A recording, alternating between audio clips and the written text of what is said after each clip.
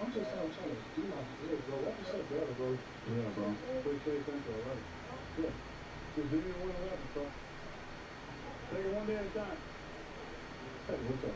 How you doing, bro? Good to see you, man. Yeah, what's up, man? Aaron Rodgers and the Jets on must-see TV in 2023, and everybody wants to get a close-up look at this year's squad. I cannot talk to you. Any of you guys, they only show the dates on TV. Well, whatever, right?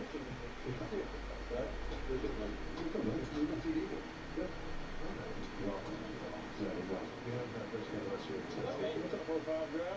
How you doing, brother? Oh, good to see you, man. See you all the time. Thank you. I'm like that, so they're only good stuff, right? I know. That's it. I know, yeah. Hey, can I turn music maybe? Whatever you want. Holiday in Spain? Done yet. Yeah. Done yet. Make it up. That's 17. Okay. So quick. I mean, I'm commissioning your own show again. You thought it was great, right? Putting the house down there? Yeah. Did you see him grab it and pull it forward? Yeah. And you do that. Oh, you can't remember. What's up, man? How you doing, bud? Good, man. Good. Good. Everybody's jealous the way you look. What's up, Mike? Aaron, how are you? Yeah.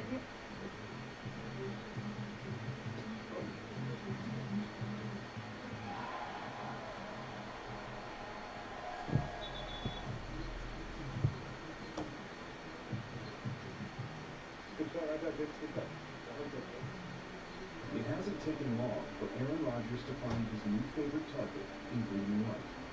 It's reigning offensive rookie of the year, Garrett Wilson. What makes him special? Well, the talent is really impressive, and he's so eager to learn, and he's so talented with football. I told him I used to have a rule with Devontae where I'd give Devontae a little extra tip because I know if I did that, he's going to get open. Because he is really difficult to cover. And I have to give that to Garrett too. Because sometimes you give him just a little extra tip when you're sitting on him, he's going to be really open.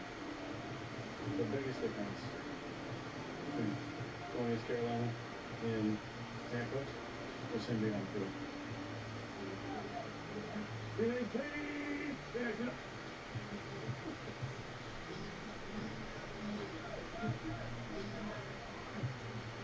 Let's get. No, you're just so quick. Everything's walled up.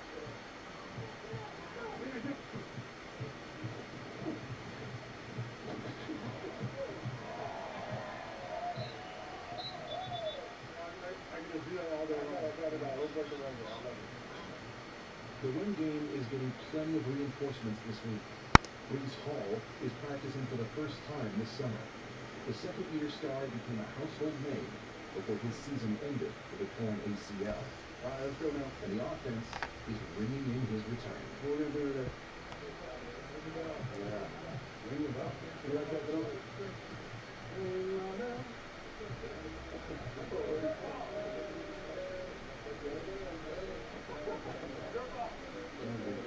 Hey, Bryce, welcome. Yeah. You going to actually practice today or just hang out? All right, cool. Get a pass from Aaron Rodgers and actually get out there and get some reps on him. That's cool. It's just football at the end of the day, so it was fun. Me and him kind of joke around with each other a lot. He always called me Bryce instead of Breece, just messing around. So we just have a little inside jokes and stuff. We mess around with each other a lot. It was funny because we texted on Instagram a few times, like me, Garrett, and Fox doing the whole cheese head thing. Like we had fun, like just making a big deal out of it. So it's been fun just to be around him and see how he is, how he goes about his business, and just as serious as he takes football, he likes to have fun as well. So he's the type of person that as long as you're on your stuff, you can have as much fun as you want. So I got this jersey by surprise. We went to the rookie premiere event, which that's where I got that jersey from too. You see this and you just think about like all those like stories you hear about him like jumping over huge ditches and all the crazy stuff like this. He's like a mythical like legend, because when you hear all those stories, you're like, wow, like he was that like much of a freak athlete. So now I feel like I have a different type of motivation. Last year was okay. I felt like I should have been a first round draft pick. This year is like, okay, I was injured. I gotta show everybody that I'm still the same, type of football player and everything like that. So just a different type of motivation, and just that want to get out on the field. You miss football and everything like that. So those two things play a big part in it. For me, just myself, just never wanted to be look at one of those regular guys, one of those average guys. If I want somebody to bring my name, if I want somebody to be like, okay, he's that dude, he's top tier at what he does. It's just to show everybody that I'm still one of the best running backs in the league. I feel like I got to show that a little bit last year. So it's hard for me to talk about that, because I'm just so ready to get back on the field. I'm just ready to prove everybody that I'm going to be one of the best running backs in the league for the next 5 to 10 years. You have your good days, your bad days, the days you don't feel like doing stuff, the days you want to do everything. Now I feel like if I could get past this, I could get past anything, so it's not nothing I can't handle. This is the dining room. My cool robot vacuum. I'm very proud of this, because I used to see these and I've always wanted one. Come on, buddy. Are you dead? Oh no, he's going. There he goes. I see the potential right now, especially once we get everybody back. It's gonna be fun just to see, our offense going against our defense. What happens when it gets hard? Like to see how we help each other out, because that's the only way we're gonna really get better before game one. So I think by the time game one comes, we're gonna know what we have, who we are, what our identity is. The expectation is the playoffs. The expectation is to win. With the offense we have, we can do that. So I'm excited for it for sure. I get it now. All right, boys, let's go. Hey, I want to see good tempo and great communication there. All right? When this finish, you do a job, all right? I want to easily still go first down this first. In the dog days of camp, tempers rise quickly.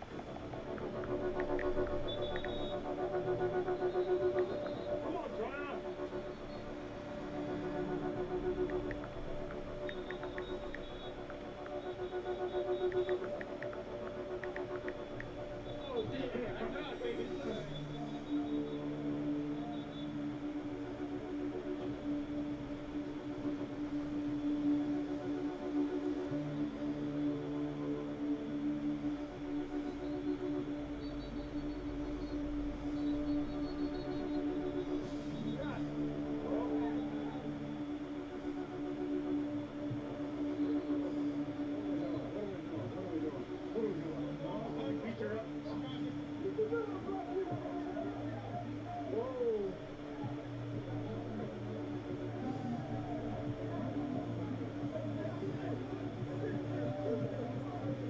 The Jets' defense is always looking to set the tone, and it starts in the trenches, something a Hall of Famer knows all too well.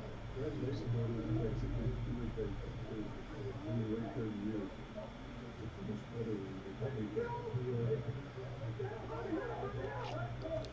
We say, Coach. It's your world now. It's very different than we play. You got some talent. You're on the league. Respect. You were born with that. I had to work at it. I got to build those skills.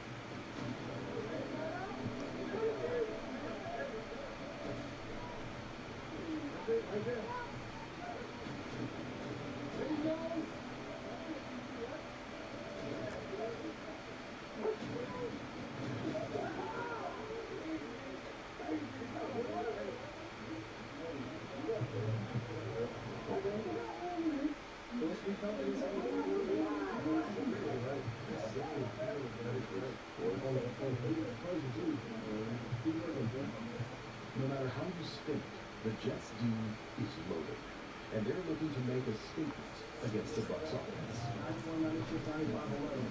Tone better be set. Tone set from the rip.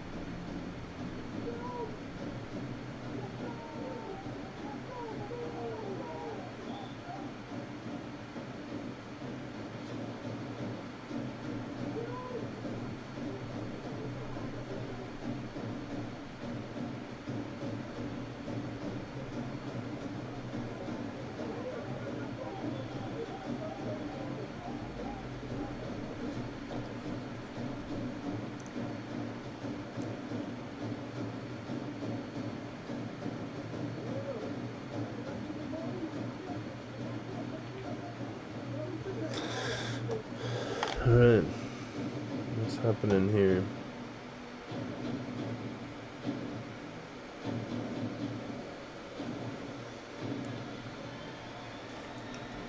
Alright, let's get this off.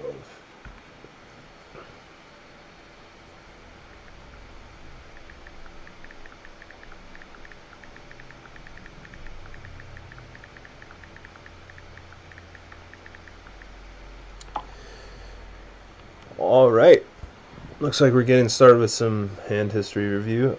Bear with me because I'm not exactly sure how to, I haven't messed with this software at all. Okay, I'm going to slow it down a little bit. Are we able to see anyone's cards?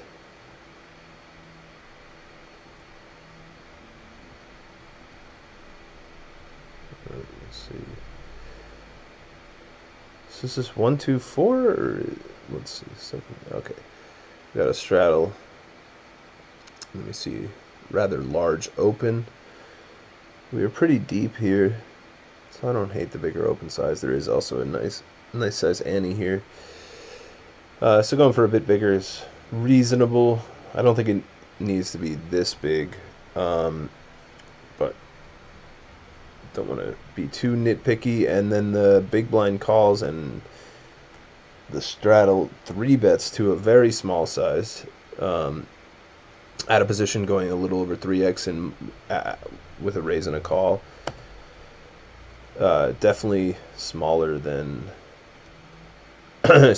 standard size. I would like to see something north of 4x the raise here, 6750, 4.5x, something like that. Anyway, move on with the, so we see that, I don't know whose perspective we're supposed to be looking at this from, but I guess we'll find out as the hand progresses. We get a call from both players as is expected, and this is really the reason why it's probably not best to go for this size. Some people might be inclined to use this smaller raise size when they have particularly strong hands, which from a balance perspective is problematic, in the sense that if you do this with your strong hands, the larger size will eventually become apparent to your opponents to be a weaker range, and you don't really want to be splitting your range into well, especially not into weak and strong. If we're going to split our range as far as sizing is concerned pre-flop, I'd rather be doing it off of a shallower stack. Like sometimes we'll be 3-bet shoving and sometimes we'll be 3-betting not all in. That's a spot where it might make sense. But when we're, 150 antes deep, or sorry, straddles deep, which is effectively the big blind for this hand, we're just going to want to use a normalized size here.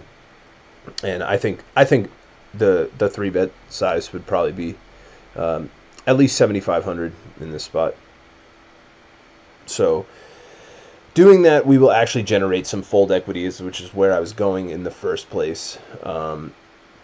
We definitely don't want, and again, this is something that might be somewhat counterintuitive to some of you, that we always want the potential for them to fold. We don't want very many raise sizes where we will not generate any folds, because then it doesn't make sense to have any light hands, and in turn we'll have an overly value weighted range.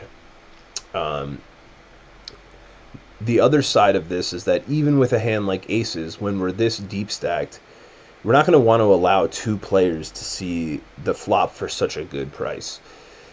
This is going to be a recipe for getting your aces cracked, and also just having a higher SPR, stack to pot ratio, which will give our opponents better odds to make draws, knowing that they'll likely win a rather large pot when they do hit their hand. And it'll also give us a little bit less clarity as far as what their range is. When we go for this 5,000 sizing here, there's not many hands that the cutoff opened in this spot that they're going to fold at this stack depth. When the small blind or the big blind called, and then the cutoff calls the 3-bet, the big blind is almost always going to continue as well. There's not many hands in the big blind call range that will fold. There's a couple, but possibly like the king jack offsuit type of hands, because they won't perform very, very well out of position multi-way, so it still might be best to fold those.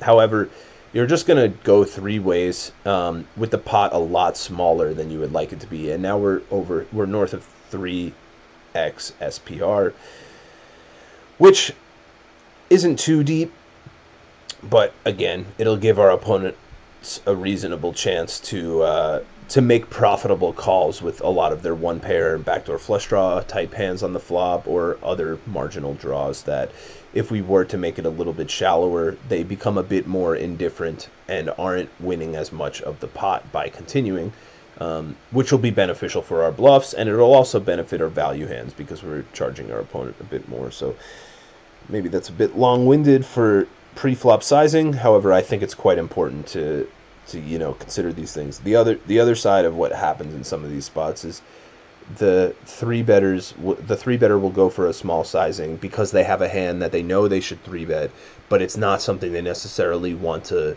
get up like the whole stack in. For example, I see this a lot with people have hands like ace queen, maybe pocket jacks, pocket tens. They know it's best to 3-bet. They know they have a strong hand. They're ahead of their opponent's range, but they're not really thrilled about the prospect of getting all their money in. And this is another thing that is really bad about having multiple sizing pre-flop, is that people are able to infer what type of hand you might have. There's extra information. So unless you're able to maintain perfect balance, which very, very few people are, especially if you're altering your sizing based on your hand strength, you're going to give information away. So let's proceed here.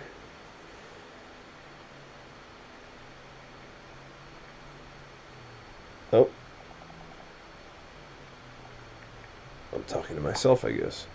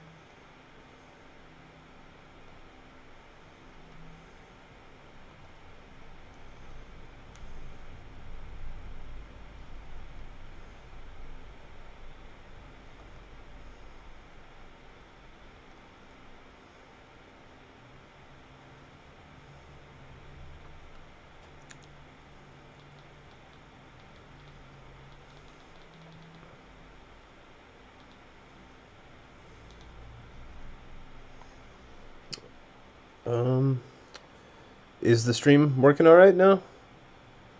I haven't got any word yet.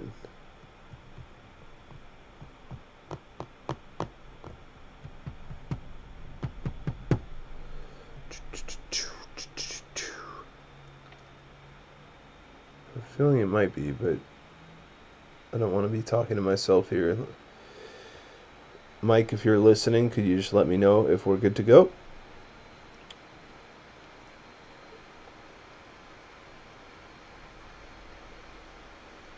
Anyone? All right.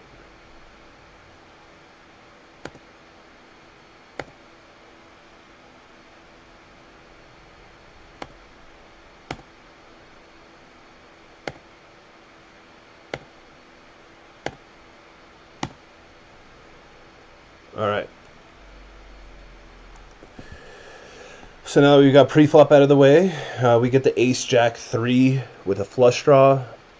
And we see a check from the big blind, which is to be expected. And no continuation bet from the 3-better out of position here. Which would generally lead me to weight him to hands like ace-queen, potentially trying to pot control and be a little bit tricky here, or hands like kings and queens. Kings and queens will probably be the most common hand in their range here that will check the flop. There are also some traps like jacks and aces, both somewhat reasonable hands to be checking. However, a hand like jacks will very much want to be betting this flop, because when we have jacks, it makes it more likely that our opponent has either an ace or a flush draw, because of the fact that the majority of the range is often going to be ace high or suited. Of course, there are some pairs. However, we don't really need to worry about them very much as the 3-better here, because of the fact that we're likely not going to get any money from these pairs anyway. So most important is focusing on which hands will continue, and I imagine that some of the weaker ace-x like ace-10, ace-9, ace-8 suited type of hands will be checking behind on this flop. So if we do have a hand like jacks, we really want to have that, an ace-x combo like that put money in on the flop.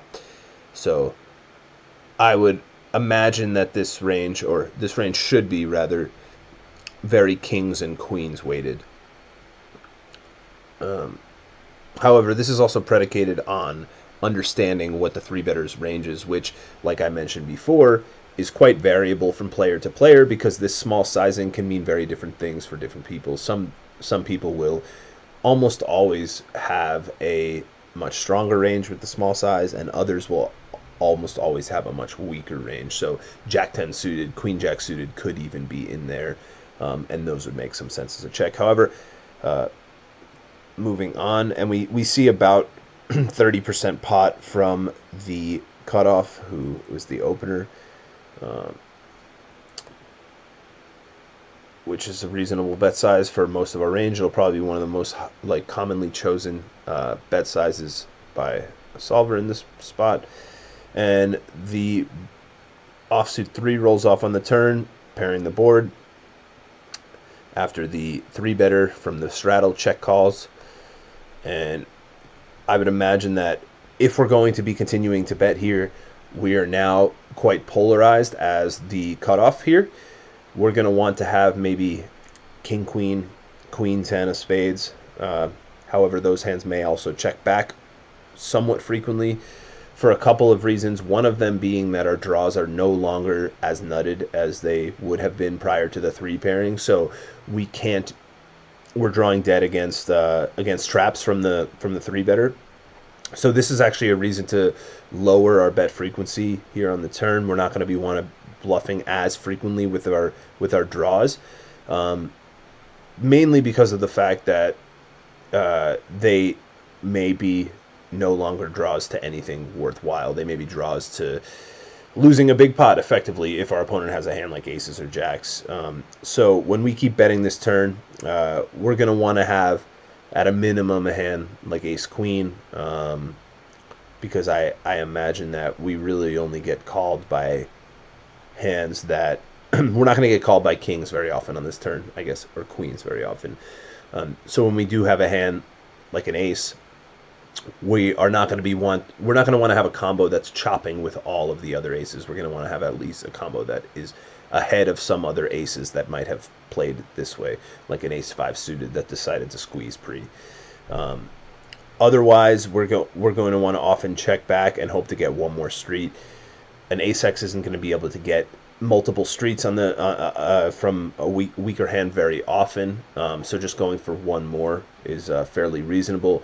We don't need to be worried too much about a flush draw here, because I expect that most of the squeeze range from the straddle that contains spades would have c-bet the flop, so I think we can discount spades quite easily here between the small 3-bet sizing pre-flop and the lack of a c-bet on the flop. We're not going to see many spade combos here. So we don't really have to worry that much about equity denial as the cutoff if we have a hand like an ace. So all of this being considered, I think we should come with a large bet size here. Something that sets up geometric sizing, which will mean that we're betting the same percentage of the pot on the turn as we are on the river. And this basically is going to be because of the fact that our bluff to value ratio will not be that dynamic from turn to river on a lot of the runouts. So that would be something like half pot, give or take, a little bit less than half pot, or a little bit more than half pot, 60% pot here. So I'd like to see a bet like, 14 to 15K here. And yep, the cutoff finds a pretty reasonable sizing. I don't mind sizing down a touch from what I just said, because of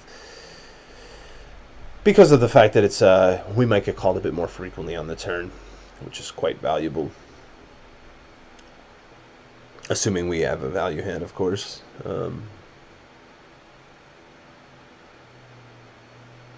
I assume we're going to get, and we get check raised here. Now, this is actually one of the reasons that I forgot to mention before about, as the cutoff, why you may not want to be betting your king, queen of spades, queen, 10 of spades type of combos, or king, 10 of spades. And one of the reasons that I did mention was that our draw may no longer be to the best possible, to the nuts, basically. Of course, neither of them are drawing to the nuts in terms of spades. But with the board pairing, all of the traps are now have us drawing dead when we have king, queen of spades, or queen, 10, king, 10 of spades.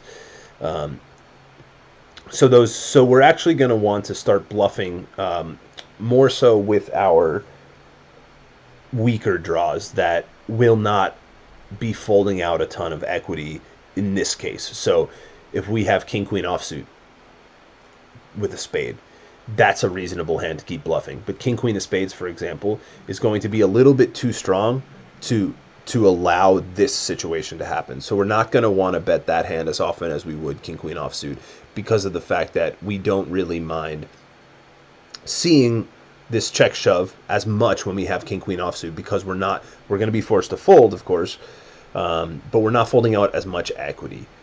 So one reason to be careful, a little bit more careful with the draws, is because they actually benefit more from seeing the river than some of your weaker hands. So choosing the weaker ones to bluff with makes quite a bit of sense in this type of spot.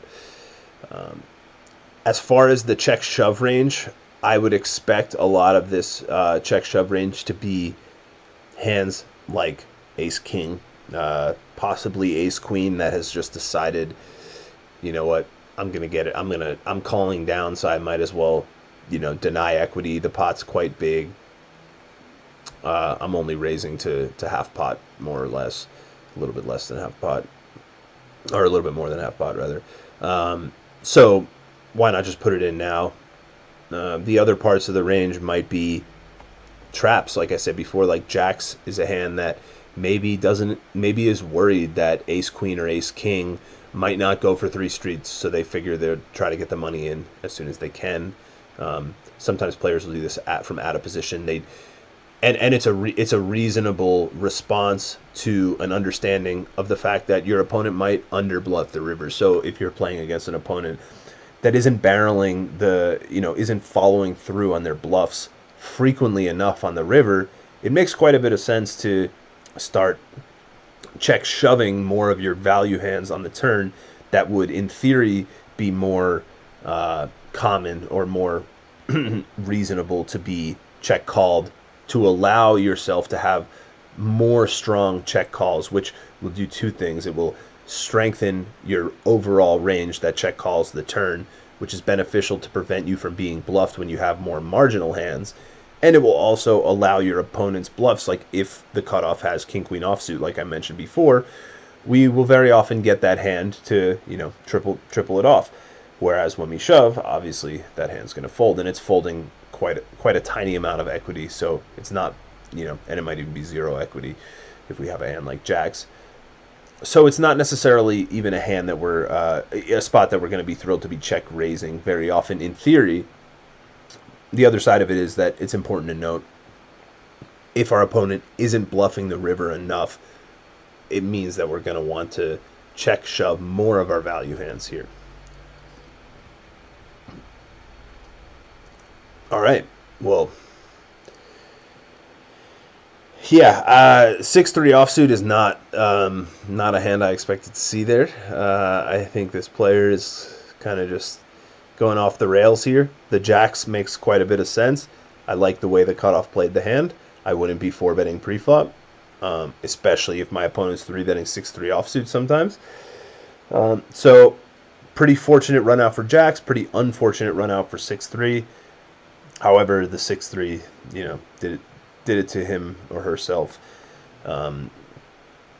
by 3-betting out of position to a size that was almost always going to go 3 ways to the flop, and then check calling on a board that is very bad for that hand.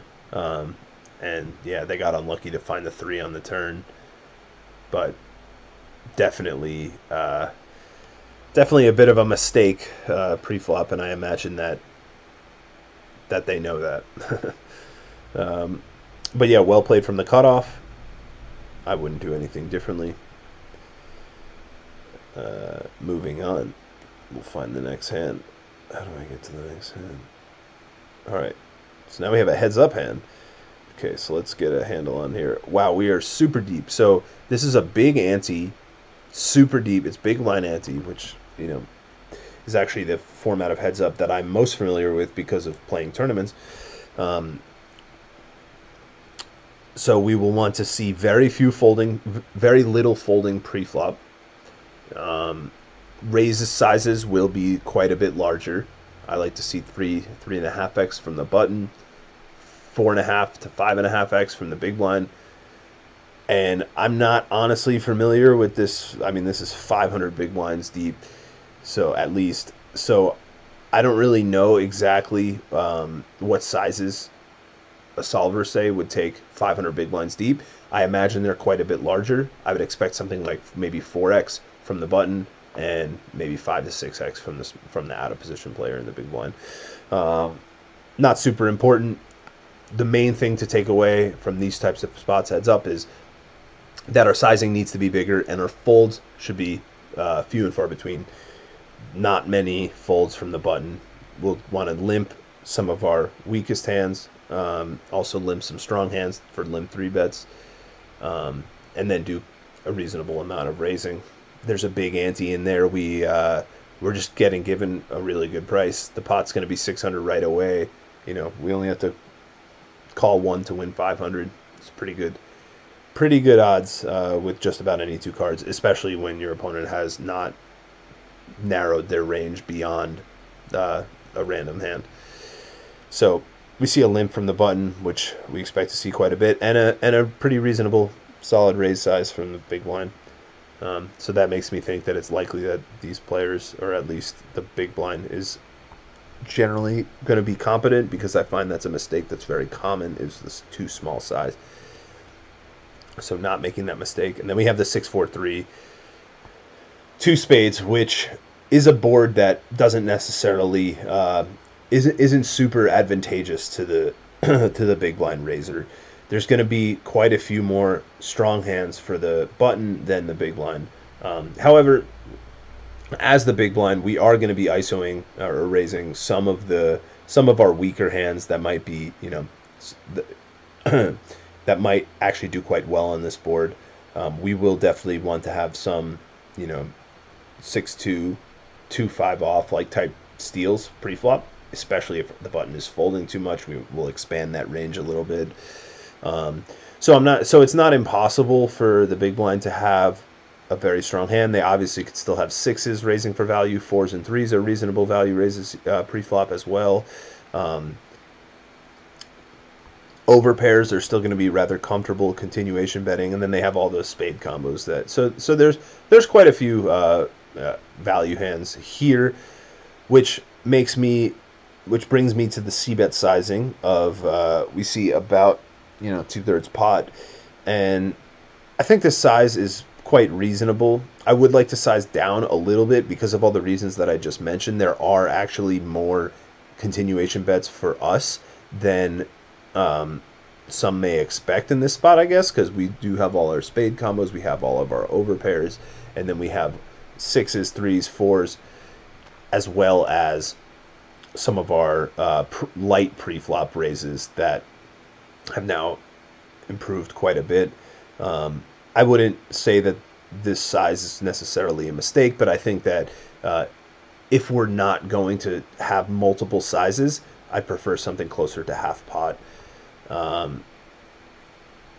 Regardless, not a big deal either way. We see the 2/3 pot bet, and we get a raise from the big blind. So this raise size is about pot, actually, and I think this is just a nice quick lesson to go over for a lot of people, is how to size your raises in this spot, because I feel like that's something that's often mistaken.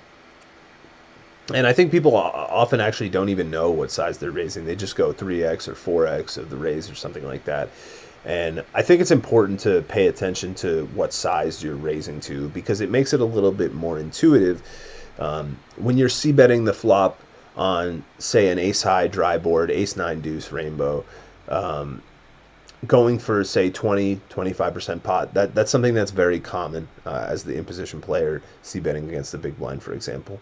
So everyone understands that very easily, because the big blind or the opener has a very significant range advantage, and the board presents very few draws. So our hands require little equity denial, and we're going to be very value oriented and betting at a high frequency. So all of that leads us to betting a small size, and this makes sense to a lot of people. So if you think about these same terms as far as your check raise or your raises in this spot, it will lead you to a similar conclusion as far as the percentage of the pot, and that's also valuable to size your raises accurately. So in this spot, the way that my thought process would be, okay, he bet 1,400 into 2,000. So once I call that 1,400, the pot will be 4,800. So we'll use this 4,800 as the size of the pot. Now, if I think, let's say, I want to bet 75% pot, that would be 3,600 plus the 1,400, which leaves my raise size to make it 5K. If I want it, for example, he made it 6,200, which is the 1,400 plus 4,800, which is what the pot will be. So he is effectively raising to making a pot size bet. And this seems unnecessarily big to me. However, at the depth that we're at, I don't mind having every raise size be quite a bit larger than normal. Implied odds are massive, and yeah, having 500 big blinds, he definitely makes us want to deny equity quite a bit more, just in general, because, as I said, implied odds are really big. So we're going to allow some marginal hands to if we go for a smaller raise size, some marginal hands will be getting the right odds to continue. Which is, of course, not what we want to do. Even when we have a strong value hand, it's important to remember that we don't want to give our opponent the right odds to continue with their hands. This is maybe something that's overlooked by many, but let's say you have pocket sixes here, and your opponent has a 5. Now, that basically gives them 8 outs twice. Of course, 8 outs twice, assuming that you don't hit a board pair. So 8 outs twice, contingent on the fact that the board doesn't pair. So a 5 probably has something like, 20 to 25% equity. This will mean that if we're giving our opponent 5-1, they're actually going to be profitably continuing. So when we give them profitable continues, they're taking money out of our pocket is really what's happening. If let's say you have 6s and you min raise here, your opponent's getting a very, very good price to continue, and that's just assuming that no more money goes in the pot. I'm hyper simplifying this, but to try to prove a point, because of course you only get to see one card for free. You only get to see the turn if you call, so you're not necessarily realizing all of your equity. But it is important to see that if we give our opponent too good of a price, we're actually allowing them to make profitable calls, which is effectively taking money from us. So all that said, we can move on to what the big blind does in response to this raise, facing the pot size raise. I do not think we're going to want to have many 3-bets here as the big blind. Our opponent has a lot more of the nutted hands than we do, the 5-7 suiteds, the 6-4 suiteds, the 6-3 suiteds even. Pocket 3s, pocket 4s might be there. But specifically the nut combos is really one. When we're at this depth, so this brings up another point. When we're at this stack depth, the significance of the nut advantage becomes greater. So whoever could have the nuts more often when we're this deep stacked gains a greater advantage to be hyper aggressive. And this is by virtue of the fact that the implied odds, or the upside of winning a big pot is more significant. So for example, if this guy goes raise, overbet, it puts a hand like pocket 10s in an absolutely brutal position on just about any run out, and it's likely going to be able to get that hand to fold because of the fact that let's say we're the big blind here, we don't really have 7-5 very often, so we're gonna have less hands that are willing to put the whole stack in, so we're gonna be subject to more aggression potentially.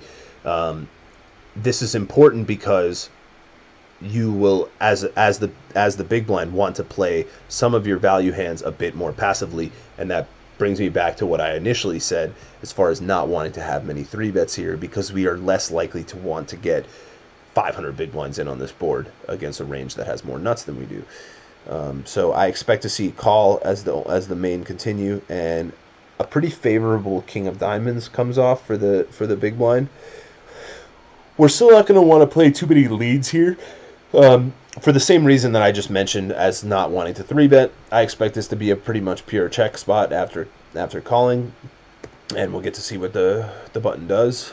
We're now at a point in the hand where we're basically, with every combo that we may have, we're on our heels to some extent. We're playing defensively. We want to get to showdown, and facing this 1.5x pot, we're really unhappy, almost no matter what we have. Obviously, there are bluffs in our opponent's range, but we're not really going to be thrilled to call down unless our opponent's like massively over bluffing. We're not going to want to be thrilled to call down with really any combo. Pocket 5s might be like our favorite combo to call down with. Obviously, sets are quite reasonable as well. The unfortunate thing about the sets is that they do unblock all of the straights, the 5-7s and deuce 5 suiteds that our opponent might have.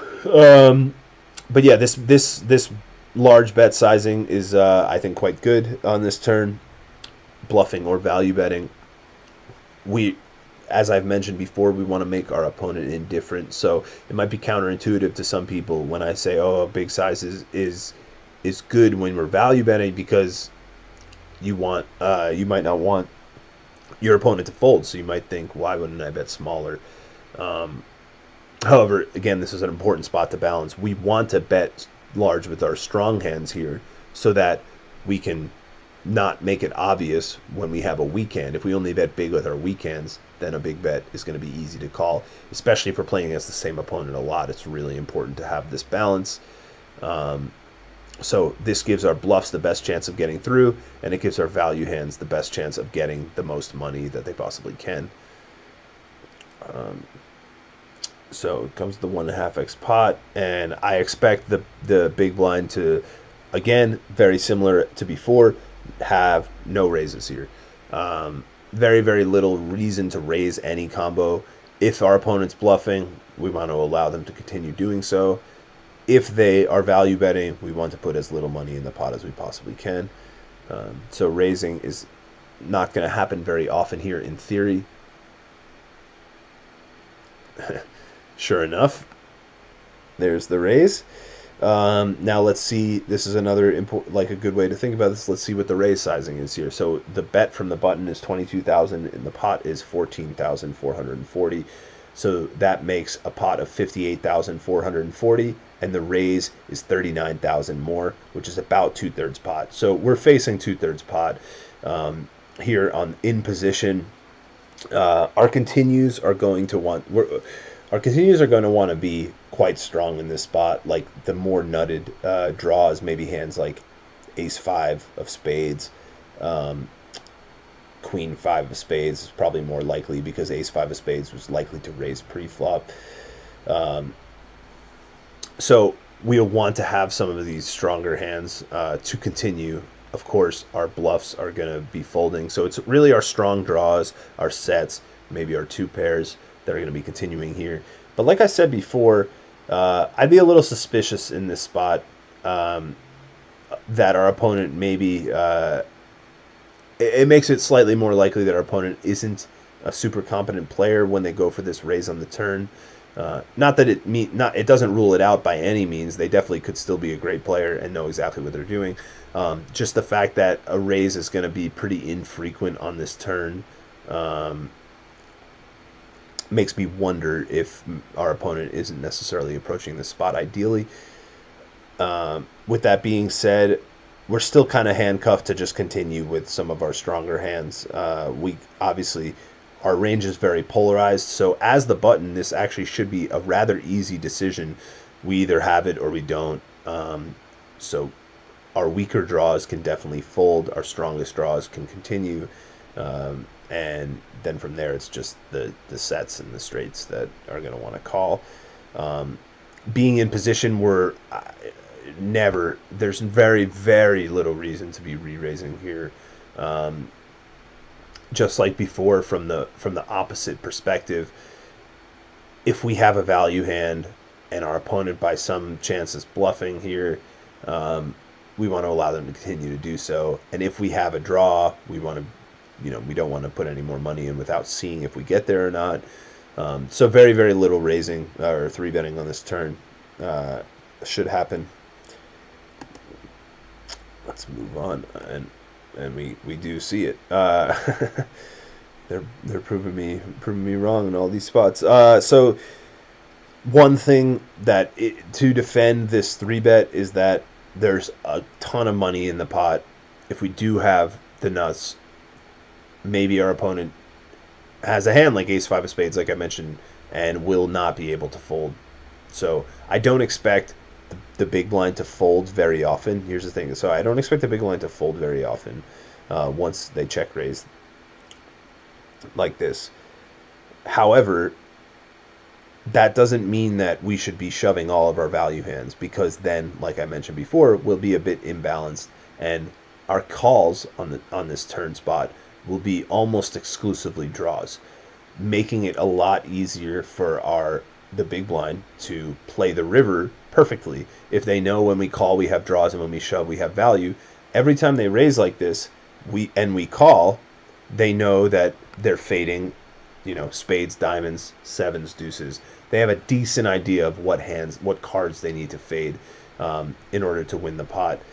So that's definitely something that we're not going to want to do. It'll be difficult to balance a 3-bet shove range here as well, to have any type of bluff or semi-bluff here. And with the price that we're giving our opponent, we don't really need to have bluffs very often. It's not like we need to have a bluff at all.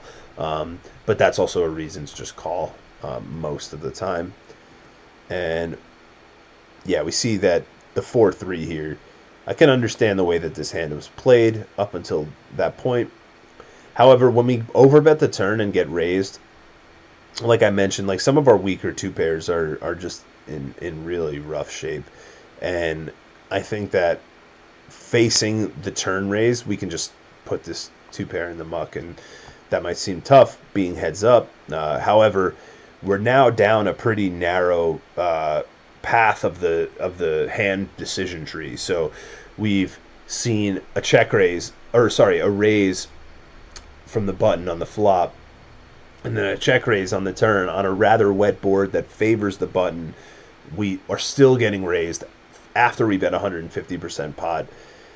We can safely assume that our opponent has a really strong range here. 4-3 is going to be performing surprisingly poorly against this range, because I'm going to expect it to be sets, better two pairs, and that's really it. Honestly, I don't expect there to be many other hands in the raise range, which goes back to what I said before of why I don't really like raising.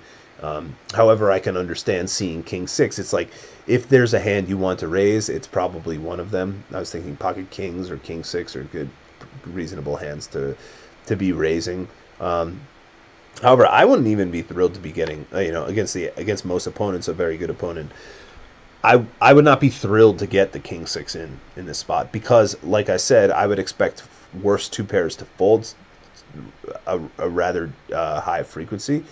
So with that in mind, our King 6 is probably a bit too weak to raise against certain opponents. However, this is, it's important to note that as the dynamics change, all of these things change. If you're playing against a loose opponent, sure, the King 6 becomes a lot, goes up significantly in value when your opponent will get 500 big blinds in with bottom two pair on a straight board with double flush draws.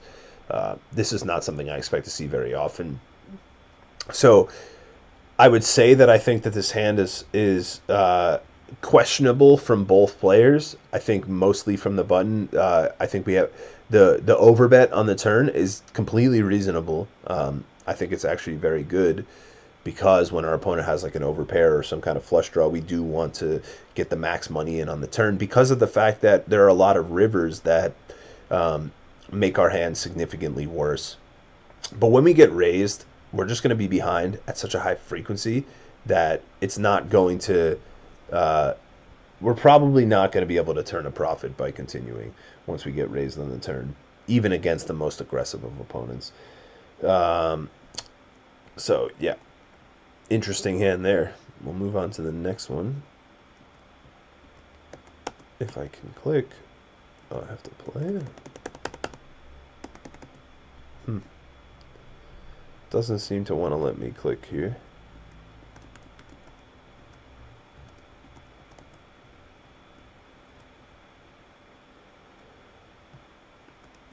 Appears there are some technical difficulties. Let's see if we can get someone to fix this.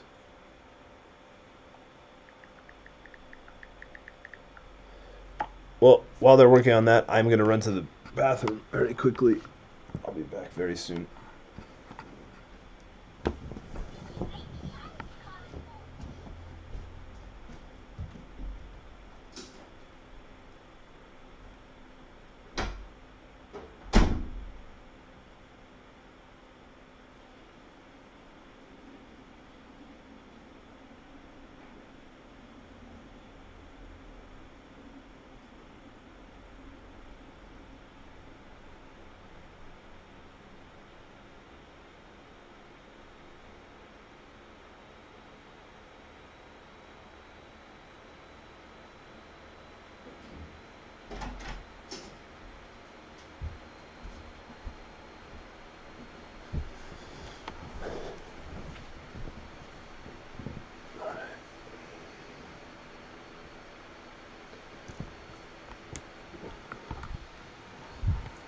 I'm not sure if there's something on my end here.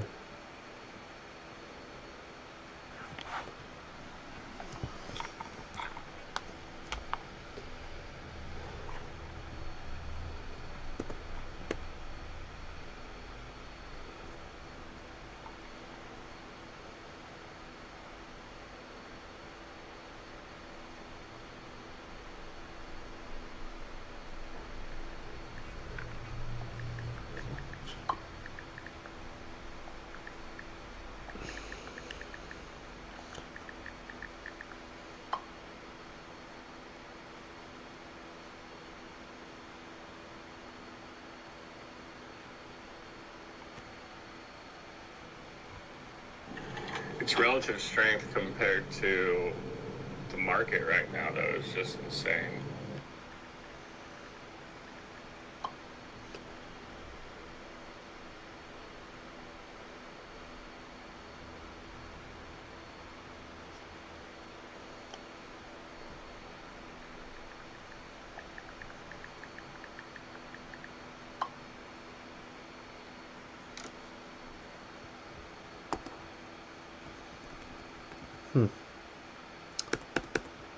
Sorry guys, I'm unable to click on the hand history reviewer here. I'm not sure what the problem is. Try refreshing. It's not responding to anything. Hopefully someone will be hopping on to try to fix this.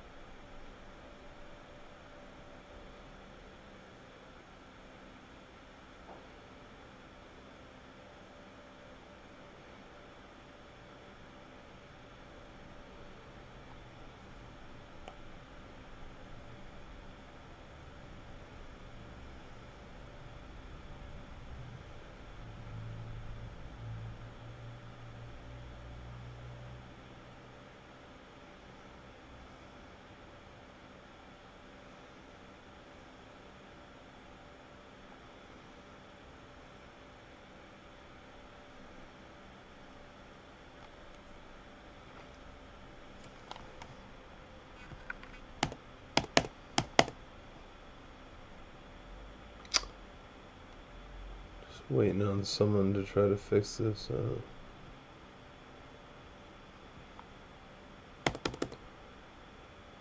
don't know if there's something I'm missing.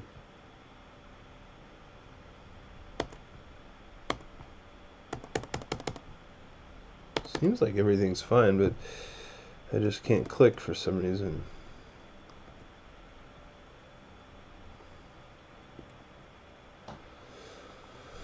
I'm not sure what these tabs say either, otherwise I would try to troubleshoot it myself, but I don't want to make things worse.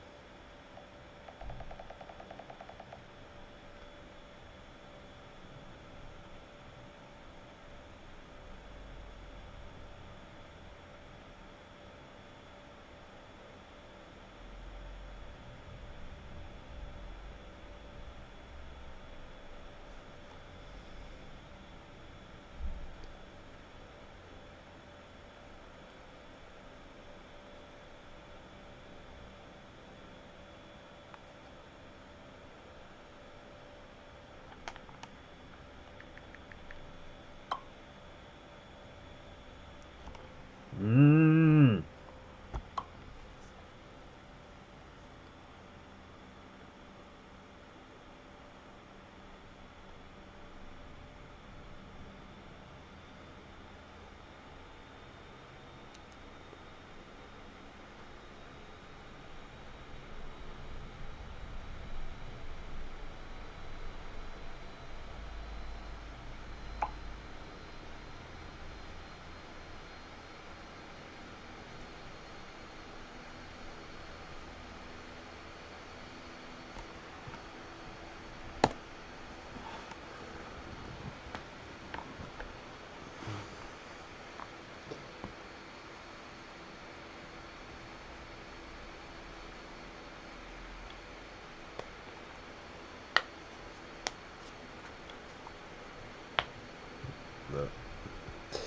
Help is on the way.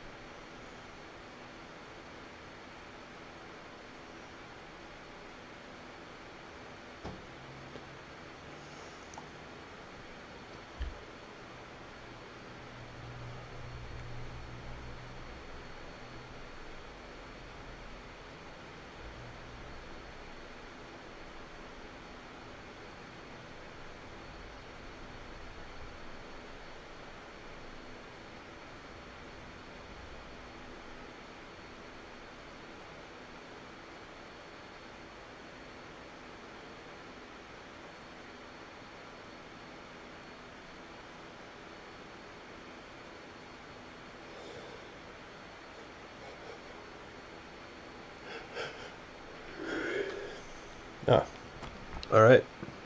Well, maybe not yet.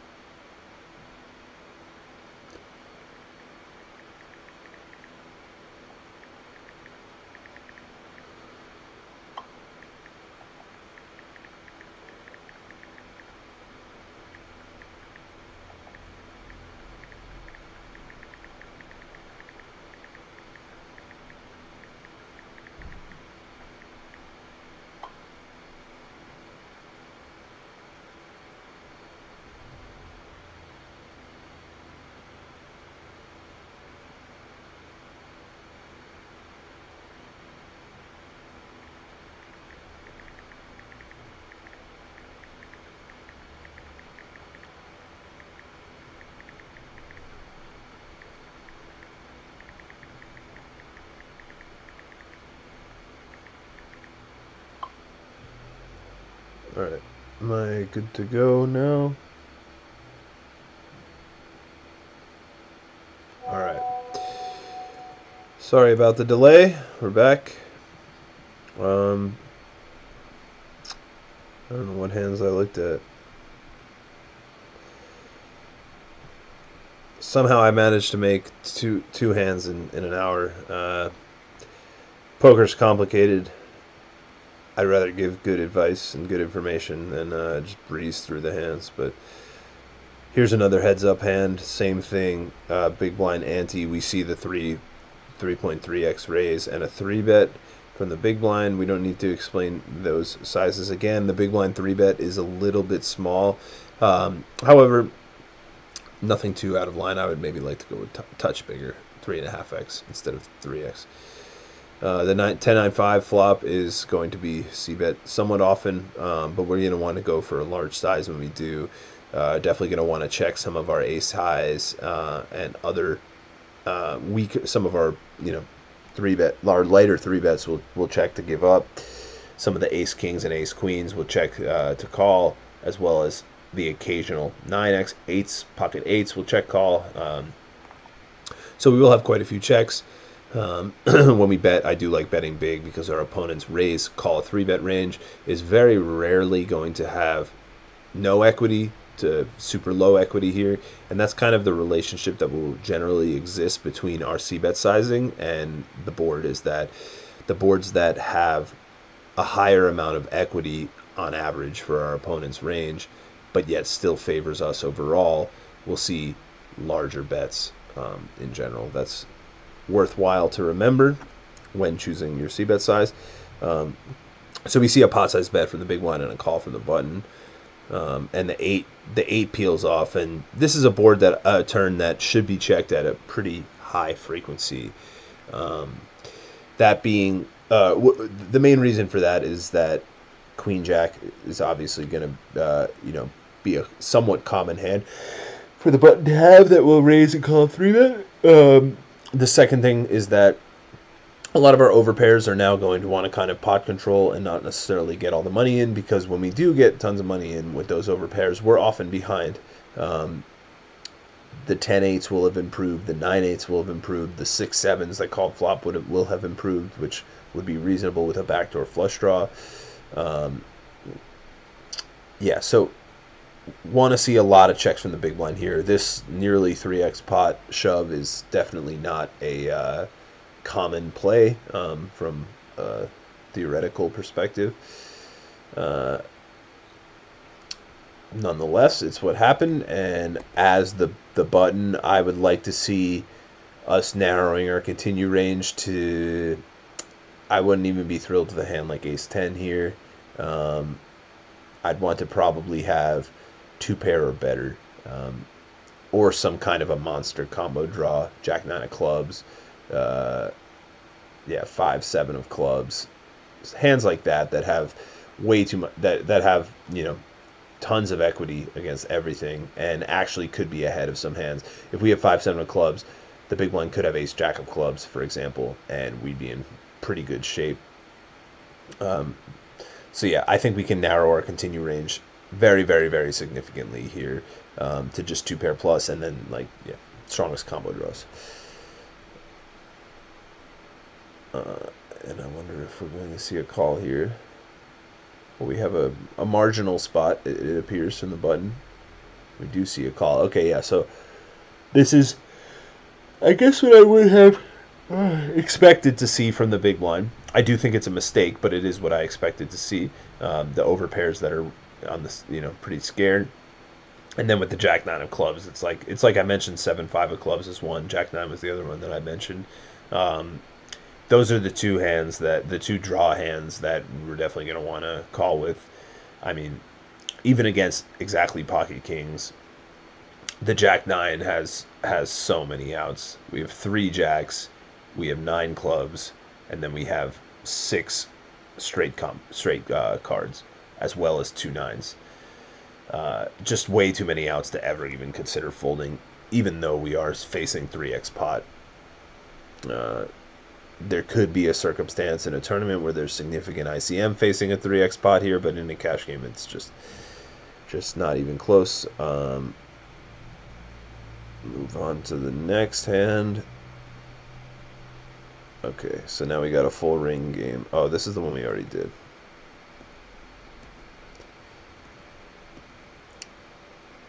Okay. So here we have 1, 2, 4 straddle with a 100 ante per player, and we see a pretty standard 3x open on the button. being that the shallowest player in the hand is 200 straddle is effective. We get a call from the big blind, and another small 3-bet out of the straddle. I'm wondering if this is the same player. No, I want to check. Is this the same player? Nope, it's not. Okay. So another small 3-bet out of the big blind, which the last hand we reviewed was 6-3 offsuit. So like I said, I think that this small 3-bet is going to be quite polarized from opponent to opponent. But yeah, surprisingly we see a fold from the big blind. That's not going to happen very often. Anyway, the 10-5-2 flop, we're now out of position. The 3-better should be c-betting something around third to half pot the majority of the time here. It's a board that's not too scary for us. All of our overpairs are still going to be very comfortable. We will still have some ace-x of hearts combos, ace-king, ace-queen of hearts. So we have quite a few strong hands in our range, and our opponent just whiffs this board quite often with hands like king-queen off. Even ace-jack off is going to be in kind of a dicey spot to continue without a heart specifically.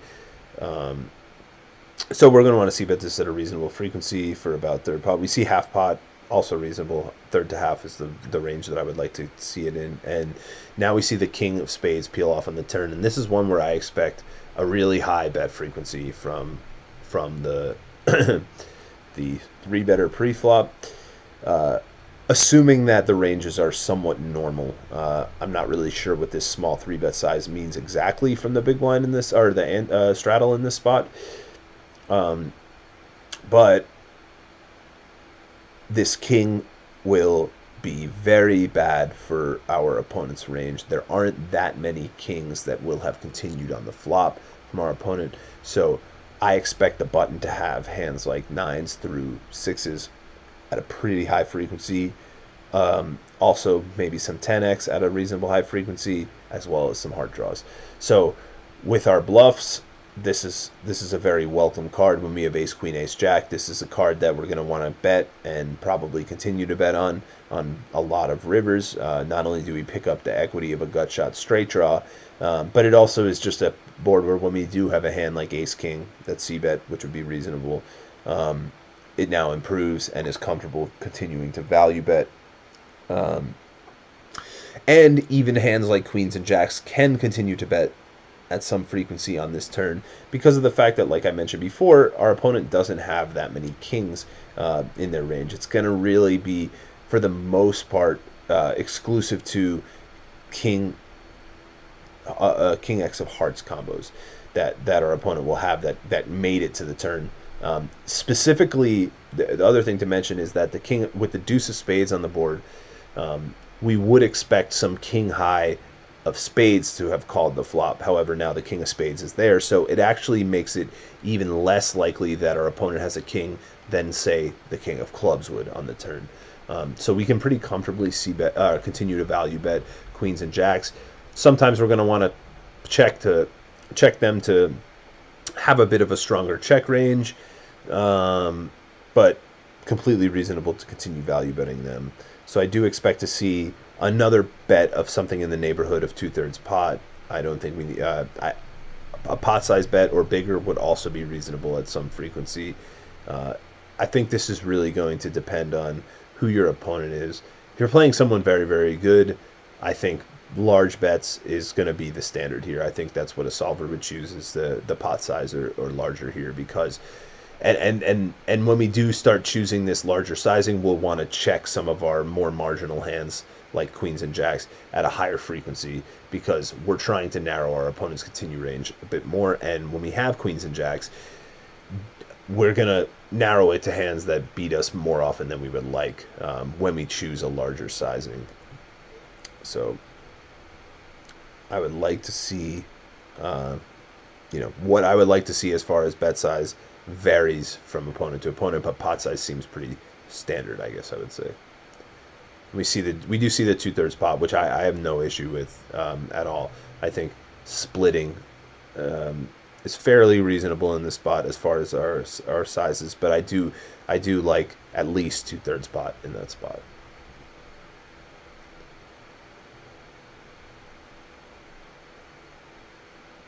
Now the ace river is quite interesting. Now almost all of our bluffs have improved to at least some kind of a one pair hand. It's going to be hard to come up with bluffs that are just completely empty now. I'd expect those to be 9-8 of hearts, 9-8 of spades, 7-8 of spades, combos like that. Not that many of them, just a handful. And when you consider the small 3-bet, there's probably even less of those than normal.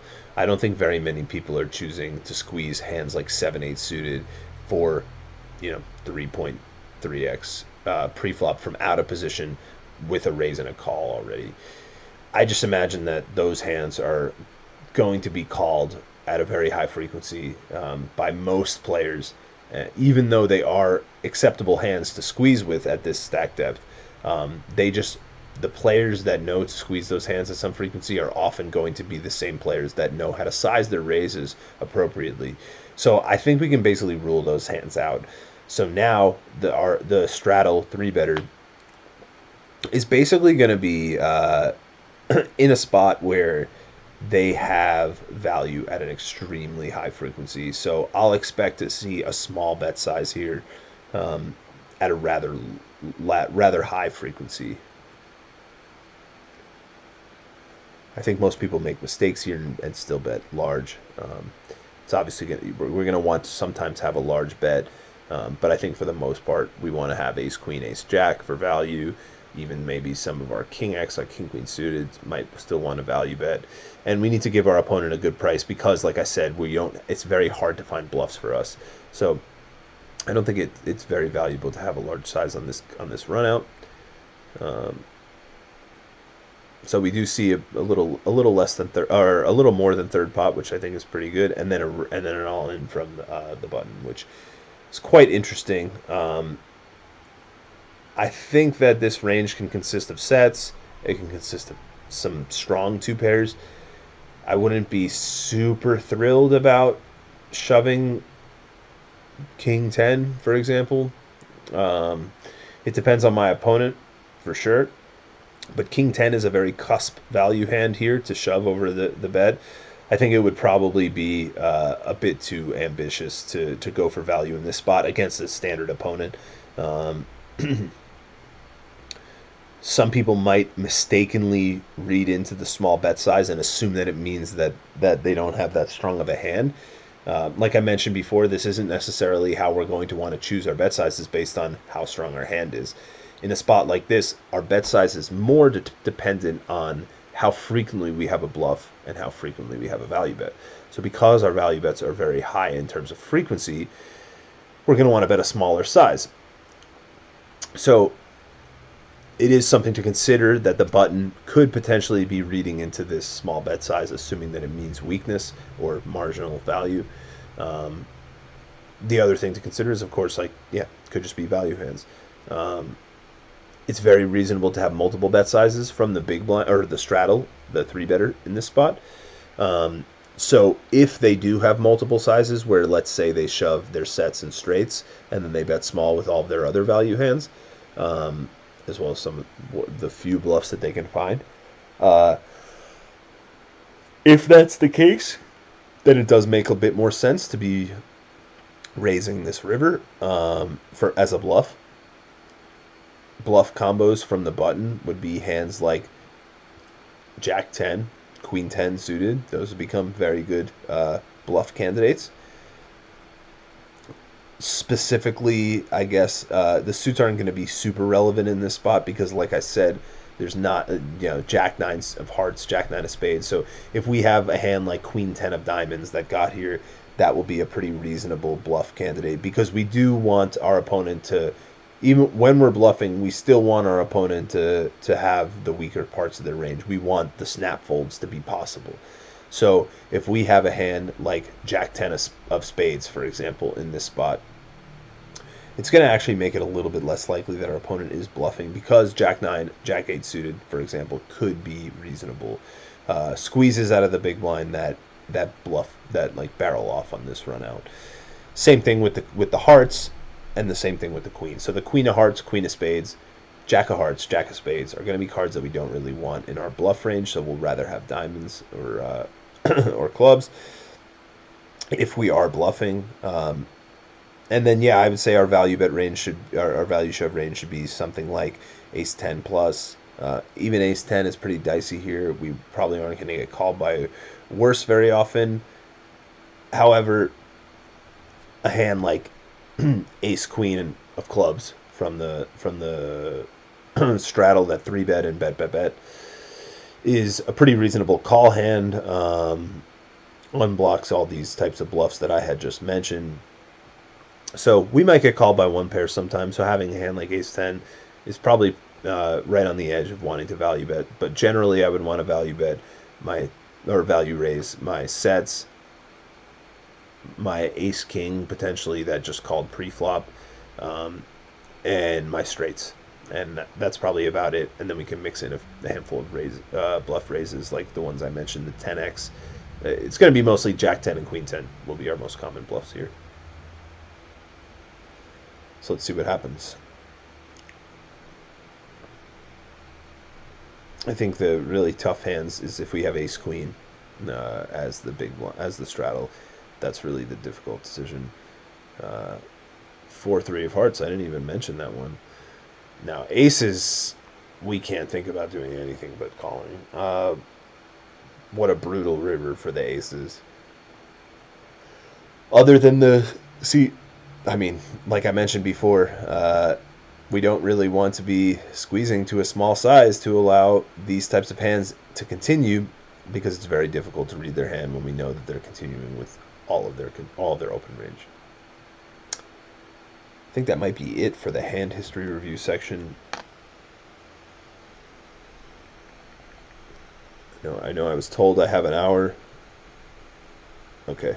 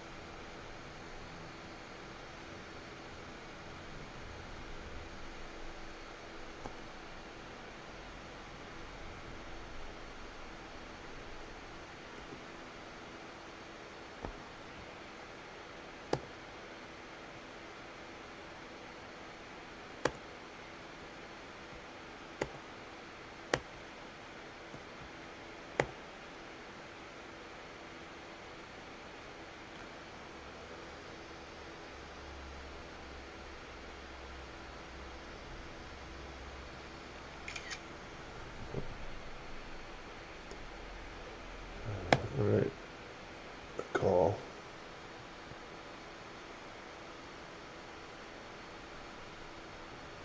I want to make sure I'm supposed.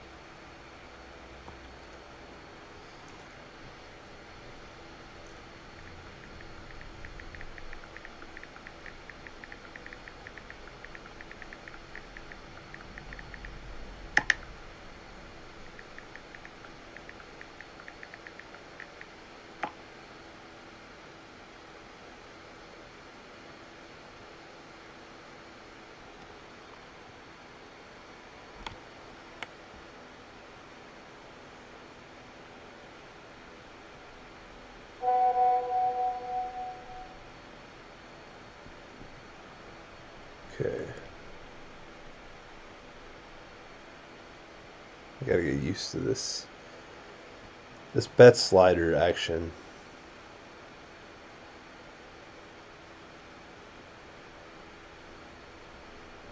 I don't know where I can click exactly what I want to do. Alright, so we're facing a small raise. We're going to call.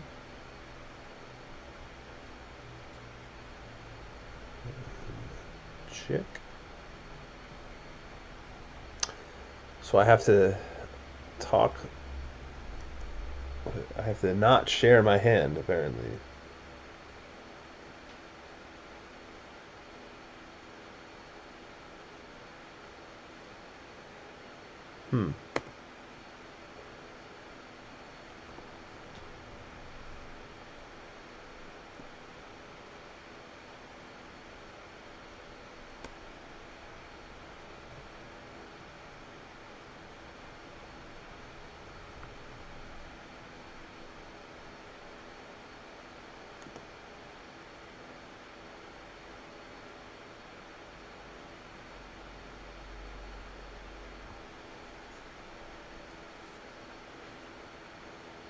Big bet.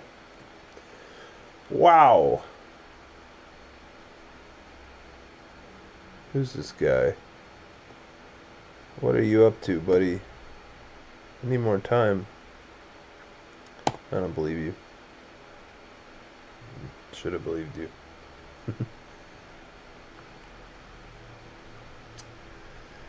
Now I believe you.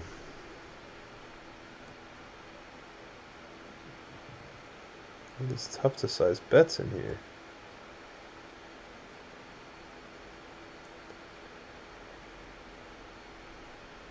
Oh, pocket kings, what a big hand.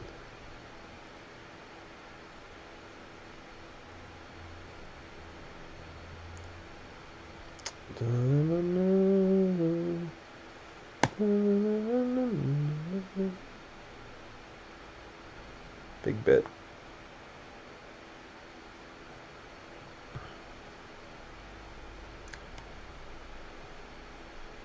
There's no one else playing? Just heads up? I don't want to play heads up. Let's get more people in here.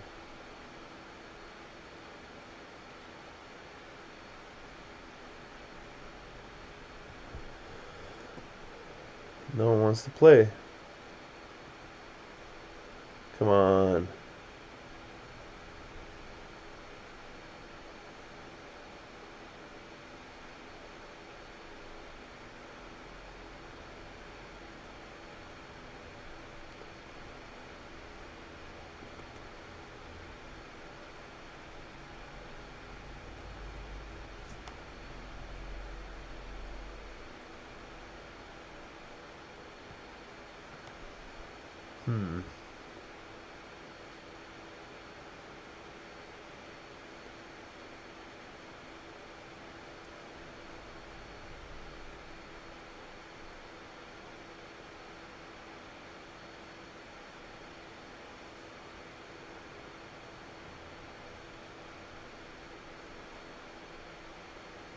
Extra time? How do you get that? I didn't even know that existed.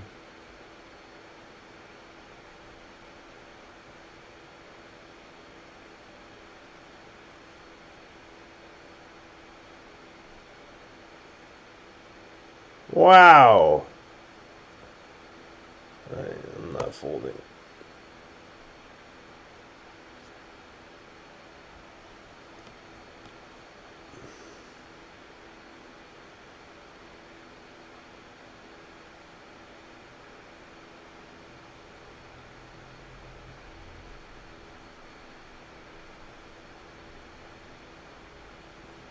Good bluff. I like it.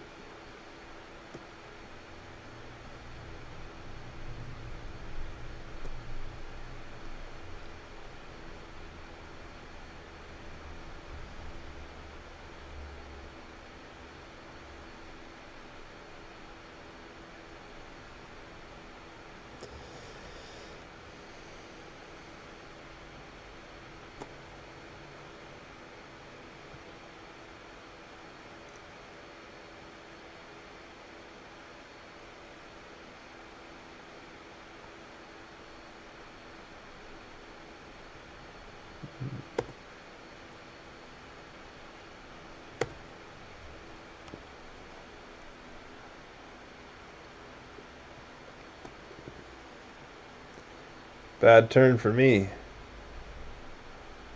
And you? Alright, let's see if you got anything.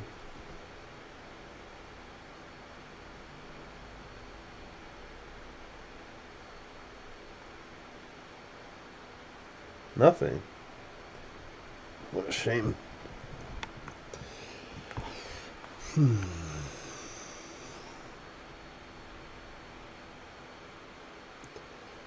need a button for this 180.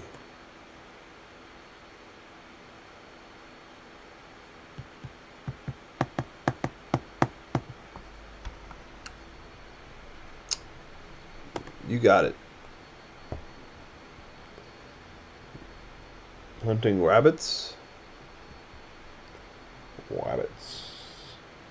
Rabbits. What? Such a good hand.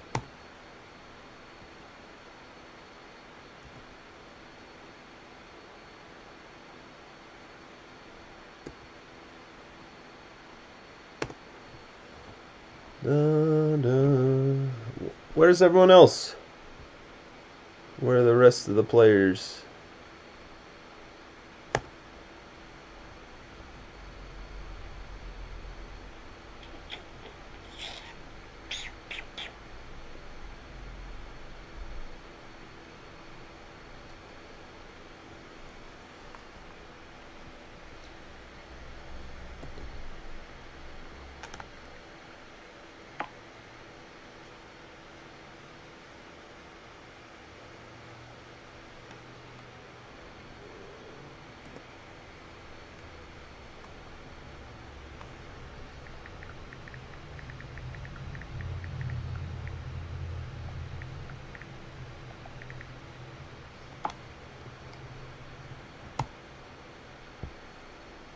Alright, lots of heads-up action today.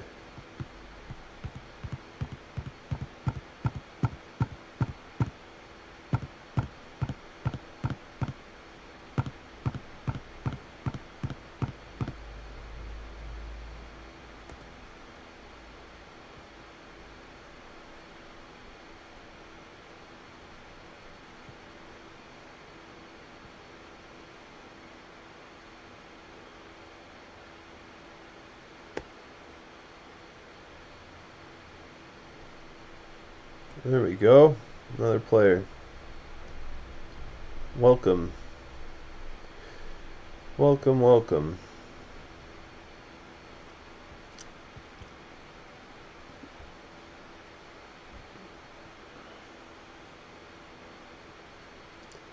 Alright, still heads up though. Waiting for the big blind.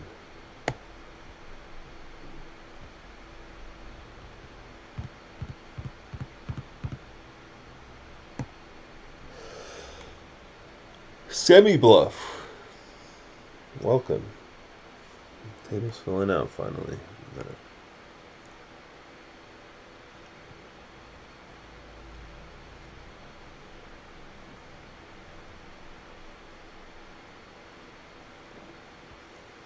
Alright, now we get some pots. We got the straddle on.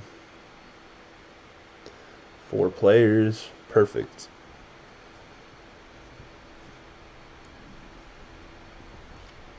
Alright. Fast play too, I like this. Everyone quick.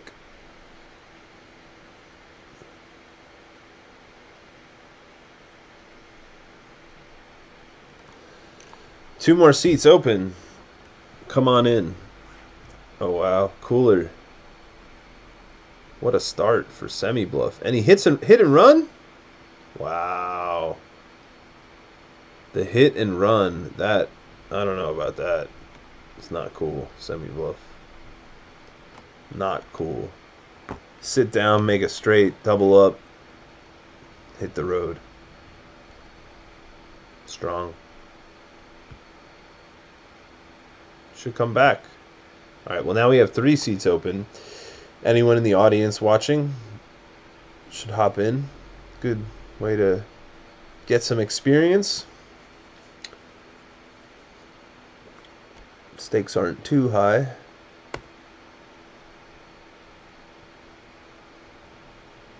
Where's this? Oh, we don't have the straddle three-handed, huh?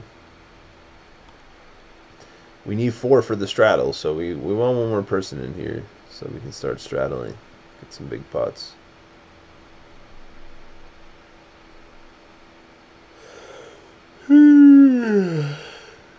Sorry, a bit tired. On the wrong time zone here. I'm actually at a friend's house in the UK right now, so not only am I off my normal time zone, but I'm off my normal computer as well. In the background that you can see is not my house.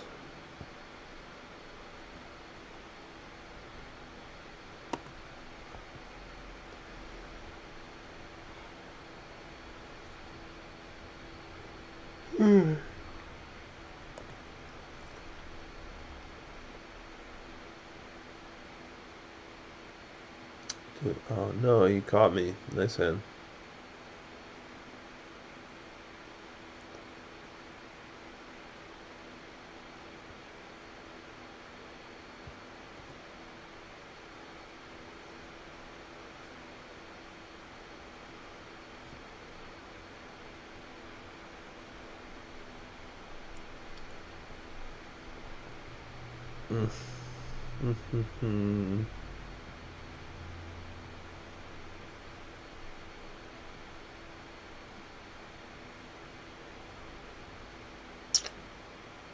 Alright, come on, guys. We need one more in here. At least one more.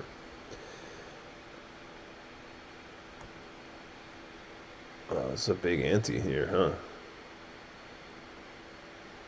Only 2 people want to play?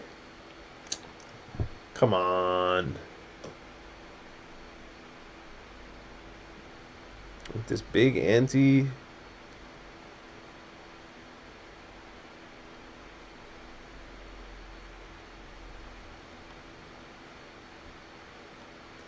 We don't even get to play any big pots.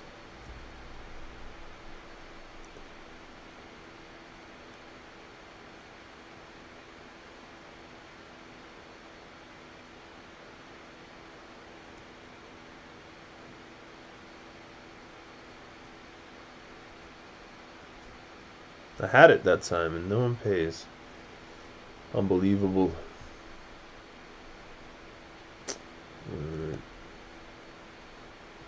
Oh, I can't believe we got the hit and runner. Ruined our ante game, or our straddle game.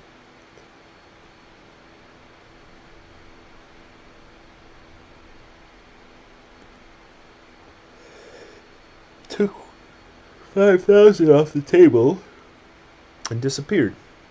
Semi-bluff. I'll remember that name. Looking out for you.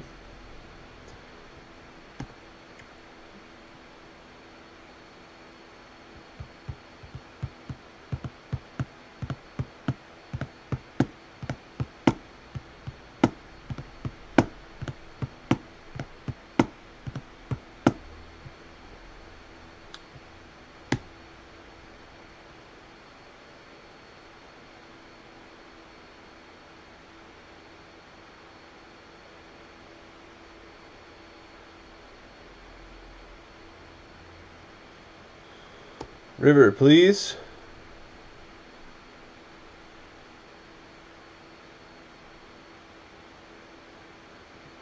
Ace high good? Same hand. Chop it up. Would have been sad if we hit a 3 and I didn't win the pot.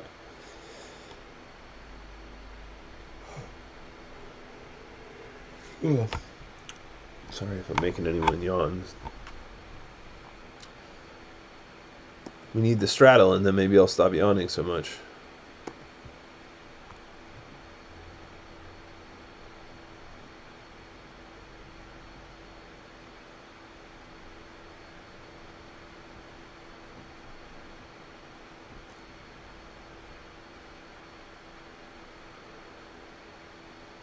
Are you guys able to hear me right now? Not the audience, the two players at the table. I'm wondering if either of you guys can hear me. Make some kind of response if you can. I know you're supposed to be able to hear me. I just don't know if you're listening. I can talk to you guys, but hello. Hi. Nobody wants to play. Wait, what? I mean, we're three-handed. Oh wow. Say hello. Hi. The wife is home. Well, home-ish. What do you got there? It's like a nice coffee thing.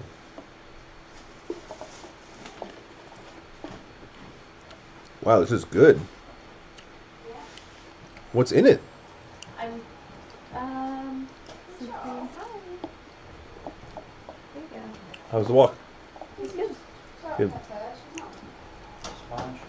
Hello. She's tired. We got some dogs here now.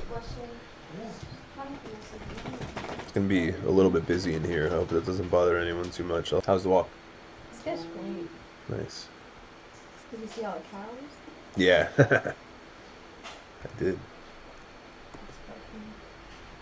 Oh, I was gonna say, don't hold that. You know they're able to see this in real time. You can't give away my Not hand your strength. cards. Okay. It's just not my cards, but they Yeah. can see me and you.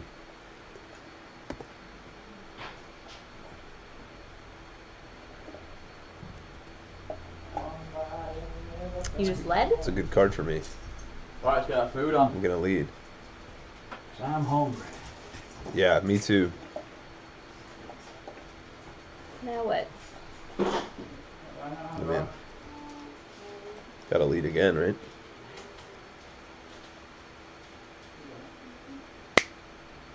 Good fold. Always have it. Except that last one hand. That's one time. But yeah, it's if we get four-handed, maybe you should get on this. Get in there. If we get four-handed, then we can do 25, 50, 100. But with three people, they won't let us do the straddle, so Okay. it's playing quite a bit smaller. So what are you playing? I don't... 25, 50 is like 2-5. 25, 50, 100 would Okay. be like 5, 10. A little bit less than 2-5, I think. I think that's right. Did it start with other people? How are you doing? I'm up $500 or something. You're chip leading. Well, I mean, I sat with a bit more than they I know. did. Just a bit Do you know more. anyone you're playing? No, I want more people to sit. No one's. We really need that. Somebody came actually and hit and run. Somebody came, made the nut straight the first hand, doubled up and then left. Played one hand. I might start just raising every hand. Make people want to play. Yeah, you're playing really tight. Just good. Is it? What's this 489? Funny. Yeah, we need more in here. This is semi bluff.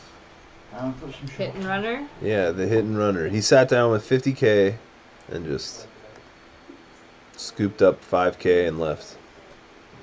There is enough bread, right? Yeah, that's what I thought.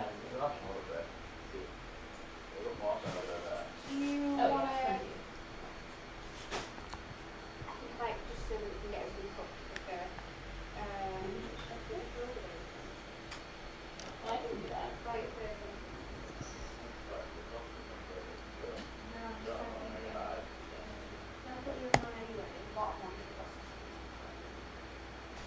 Alright, I was lying.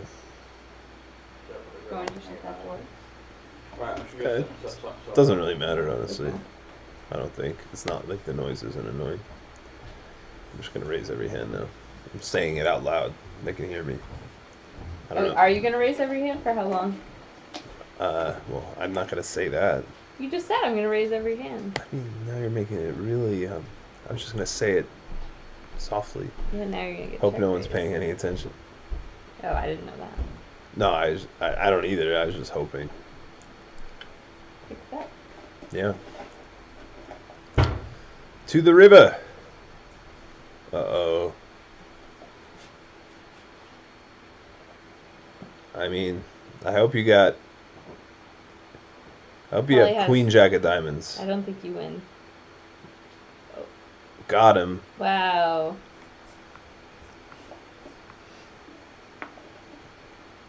You think I should have bluffed? No. But Wow. Is this fair? I have too much. yeah, sorry.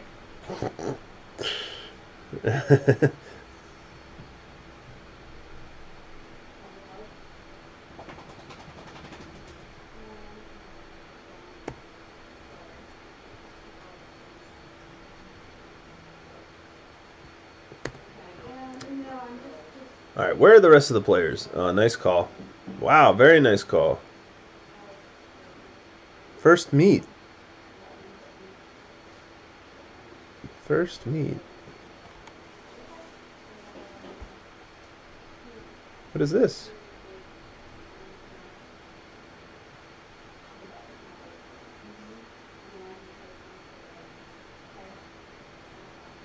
I'm just trying to figure out my head like in all this. Tell me if you Okay. Internet was sketchy there for a second, but we're back.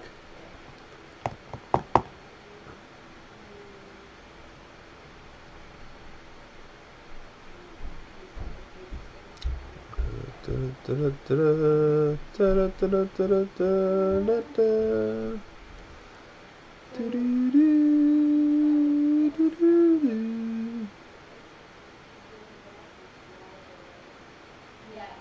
Okay. Fine. It's very casual. You right here. Hi, buddy.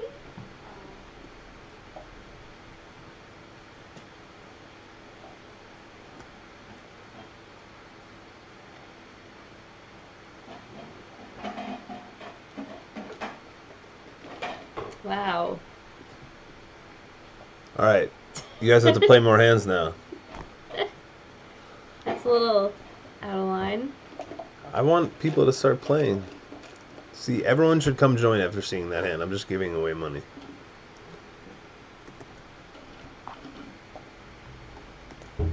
Giving it away. No one to take it though. All right, tight fold there though.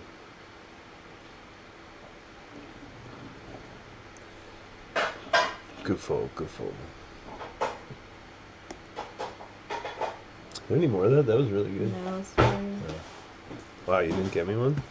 I didn't want one. I'm sorry. You didn't know I'd want a sweet frozen coffee drink? It's not that sweet. Yeah, well. Yeah.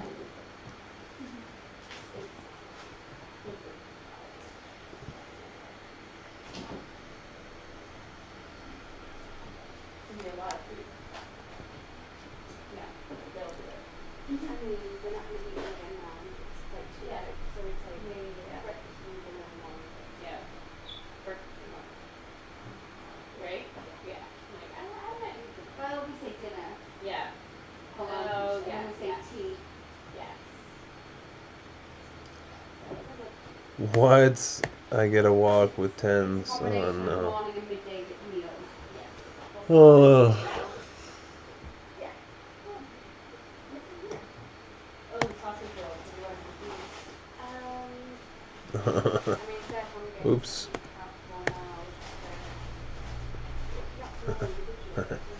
Show the other. What's the other?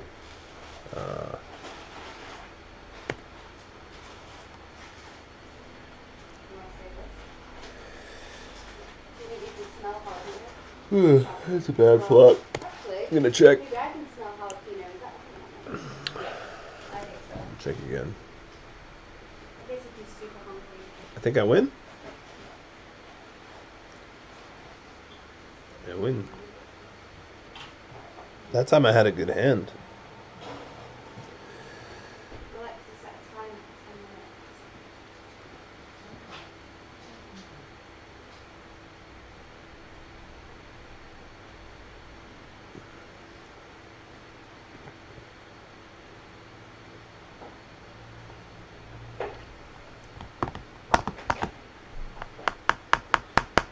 Check a raise.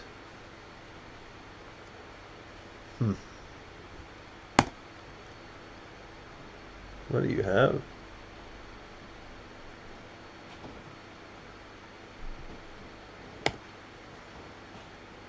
You trying to bluff me? Yeah, wow. Queen Jack. I had it. Oh, wow. I mean, I've only done this. Yeah. But still. Alright, we need one more audience member to join the table. Am I allowed to buy people in? Can we draw someone and I'll give a 5,000 buy-in to? Split the profit 50-50.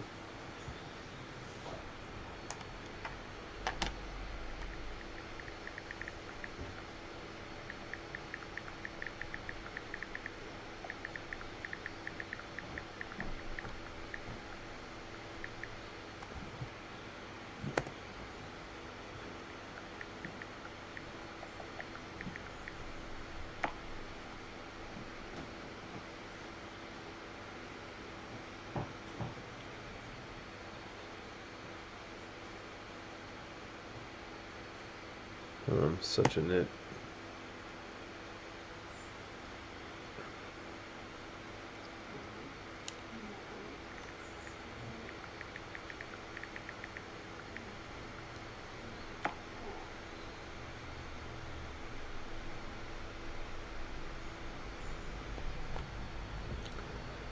I'm not supposed to fold there, but I believed you.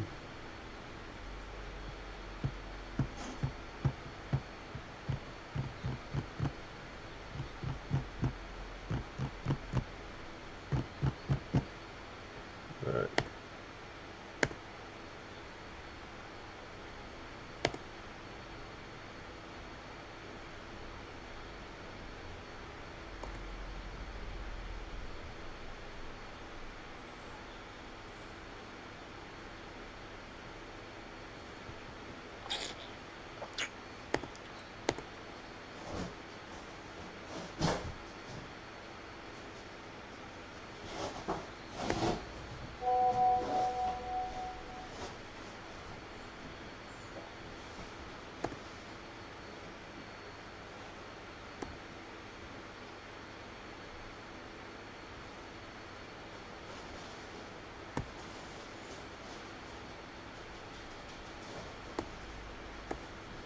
Whoops.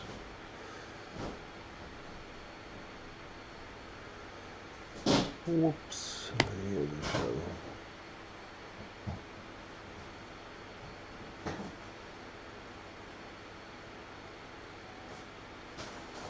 So small, I have to call.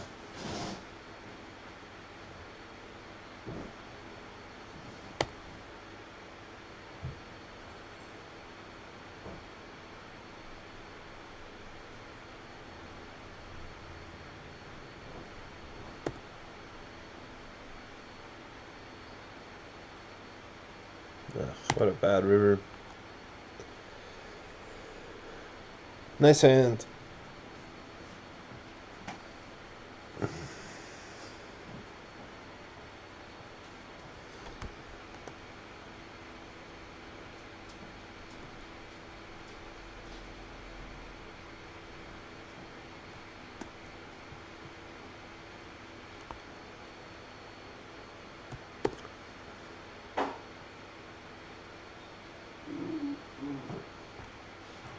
I think this is a bluff.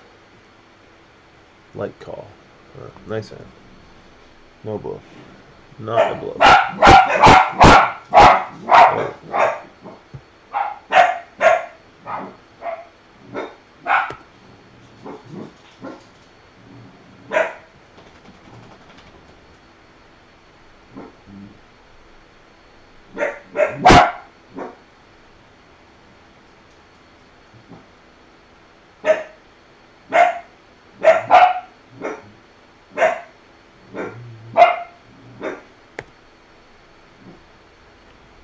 Quiet.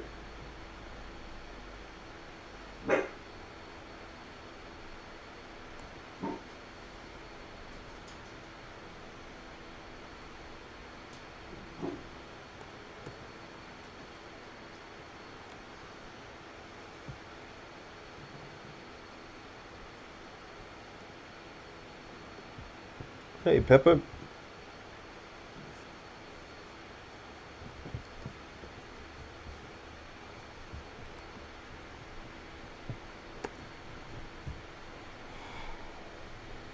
Say hello. You see that? That's you.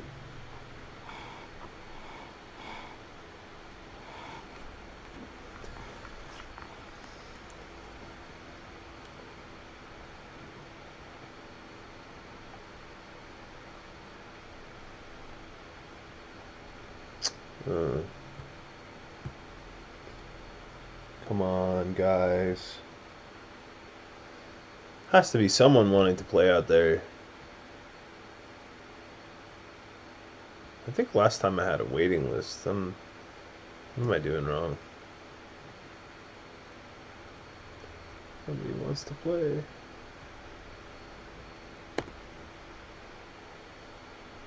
Now we're heads up. Alright. Here we go.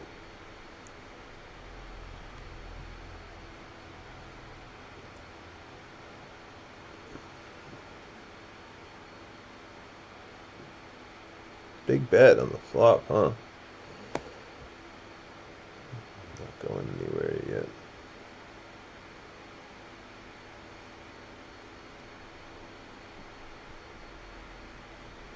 Alright. You got it.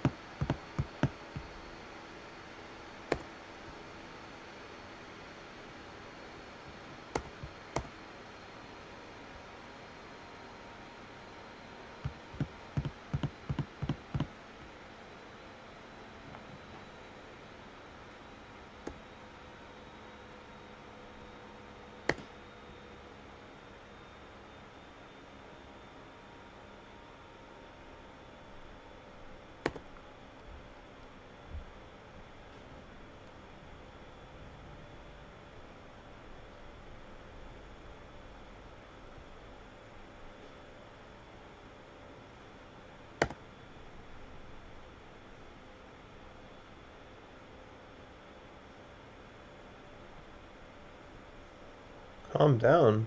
Me? I'm very calm. Very calm.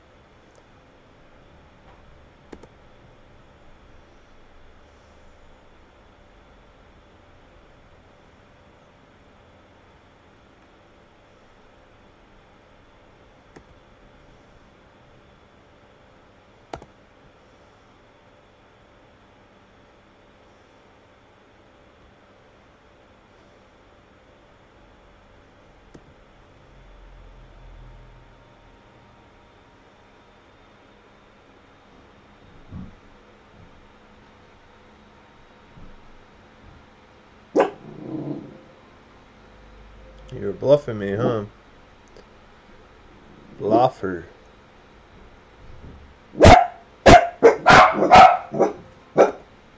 Hey, hey, hey! Calm down there.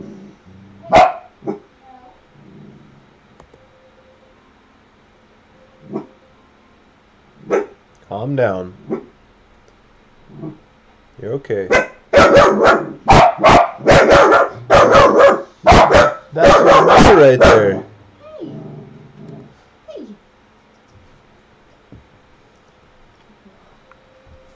Alexa, stop timer.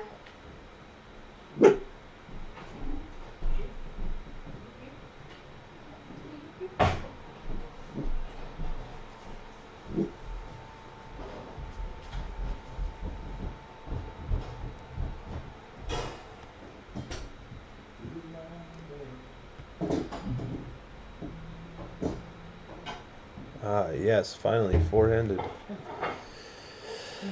Finally.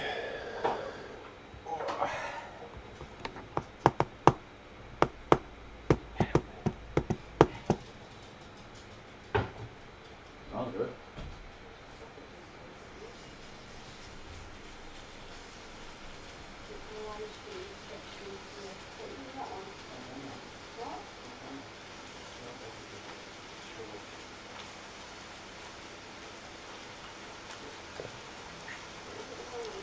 That's great.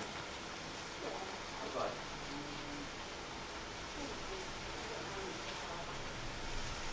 Oh, that's pretty good.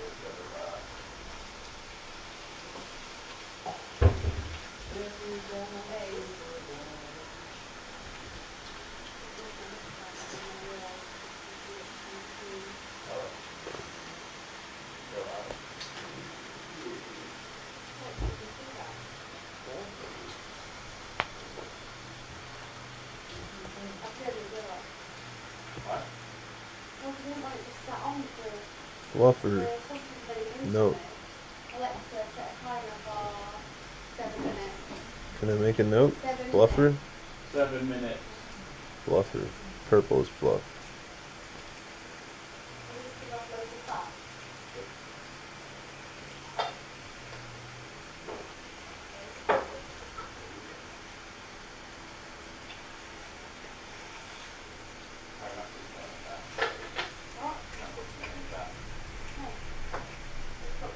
Straight on the lid. Oh, that's such yours, is that?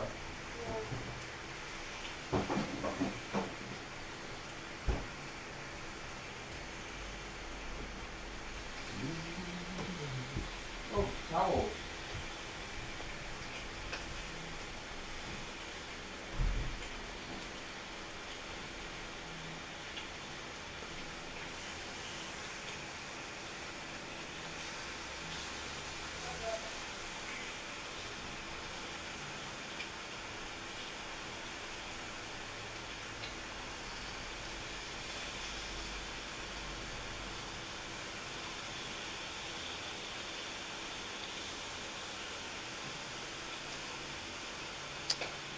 This guy a bluffer too? Hey.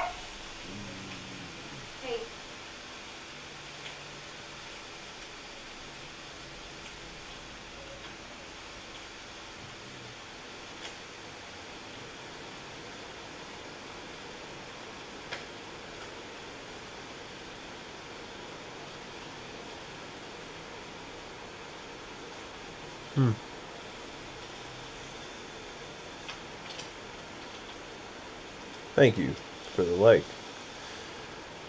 I want to know what that guy had. Pocket fives?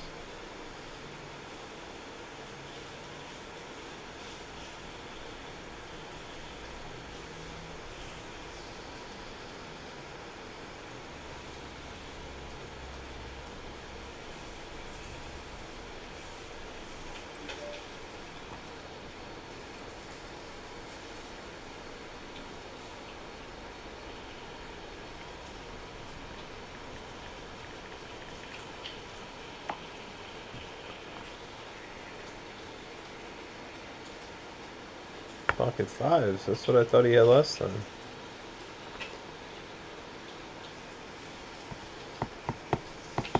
There we go. Table's filling out now.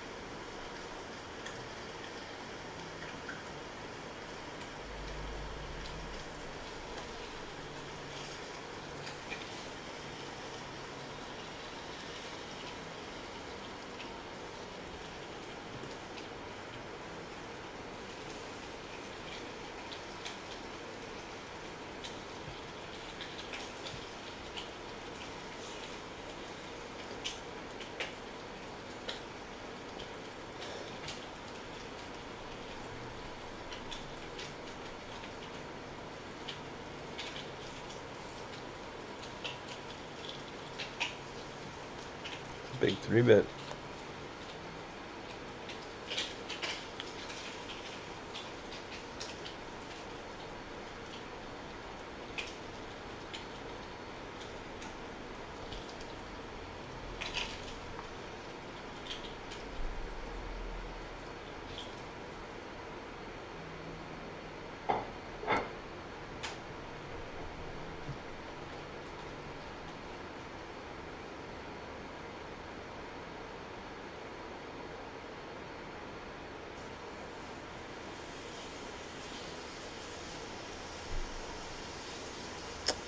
Wow, what?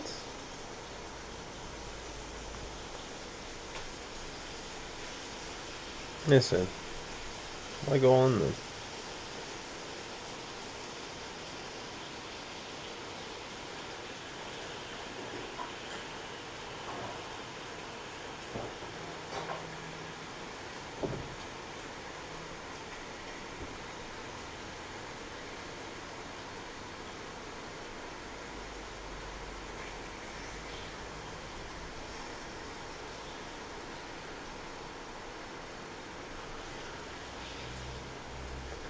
Galazol coming in hot.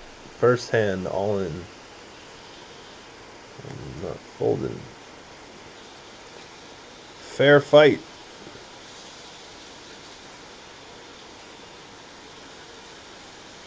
Interesting. Unlucky.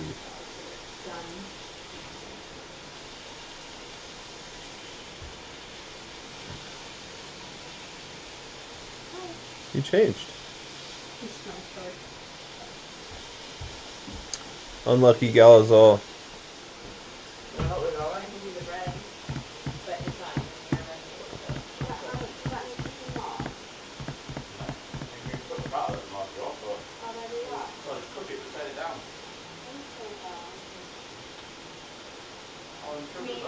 What's wrong? I'm trying to figure out ways and I'm just like the worst. I'm going to steal a bite, that's okay. Because we need to swallow this.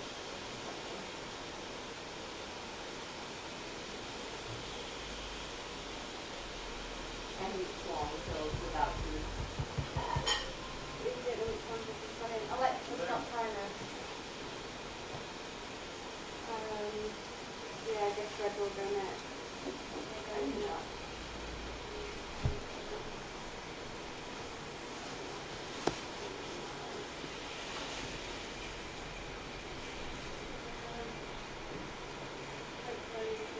Would you like a drink, Chrissy? Oh, okay. Alright. Al? Yeah, I'd love one. Thank you. Just regular coffee like the other day. Black. How are you going to have yours? Alright.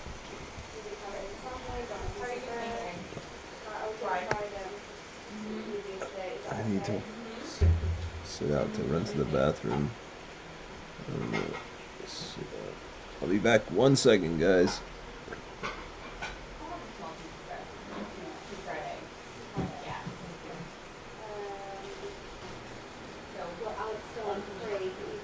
Just want to make sure that worked. So,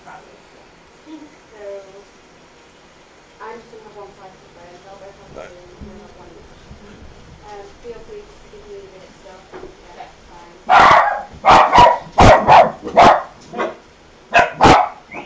Blue! Come here!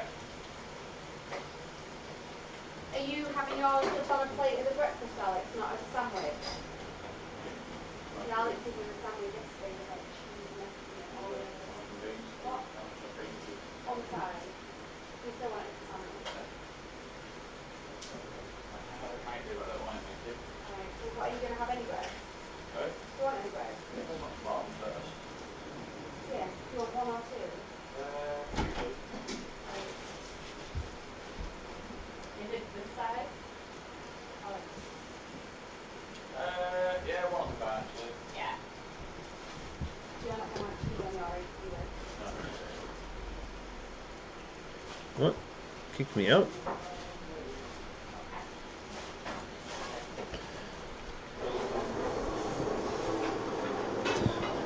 How many eggs do you want, Alex?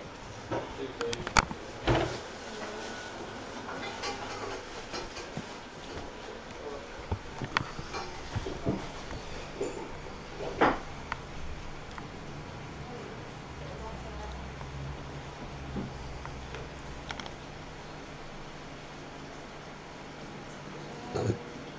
Excuse me. Should I use some of your book? Yeah, go for it.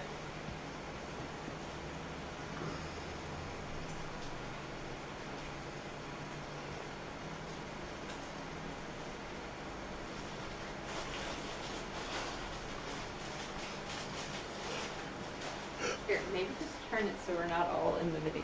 Is that going to go this way? So we're not Sit sideways? Just move over. Moving over isn't going to do that. Oh, look at it. And you can move the computer over there, just because I feel like I don't want to be on it. I mean, Just making me do so. 2 minutes time.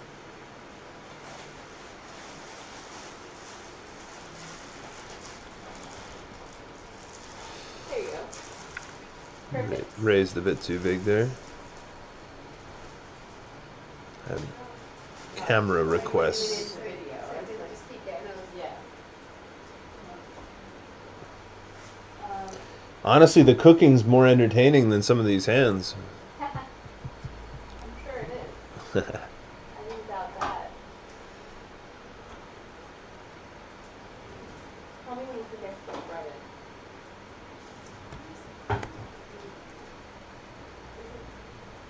This is not this thing.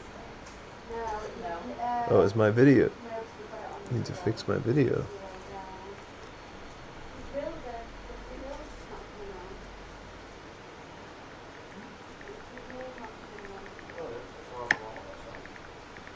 I mean, the plates aren't getting hot.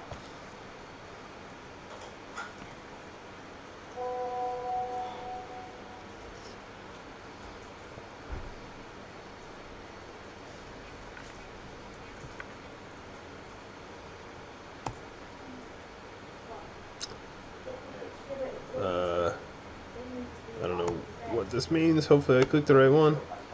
Yeah, it still will. It's fine. You think I should get the bread going? Yeah, because I'm just going to do the start legs. Insurance. Oof. That's a boring turn. Oh, it's hot. It's red now. Because I just turned it on and off. Yeah. Hmm.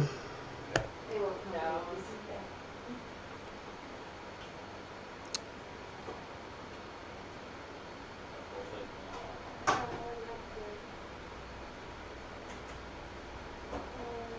Where's that? Oh, yeah. I don't know. I can Just your eye there, Chris, is that? What's that? Oh, yeah, that's right. There's more. So good, Yeah.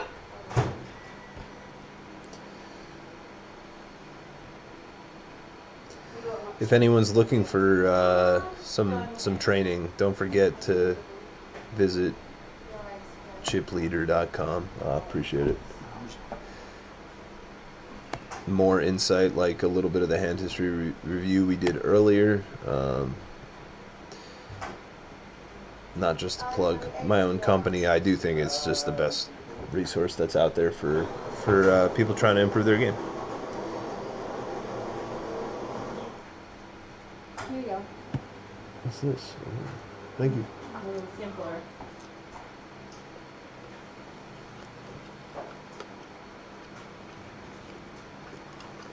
I doubt I win here. Okay.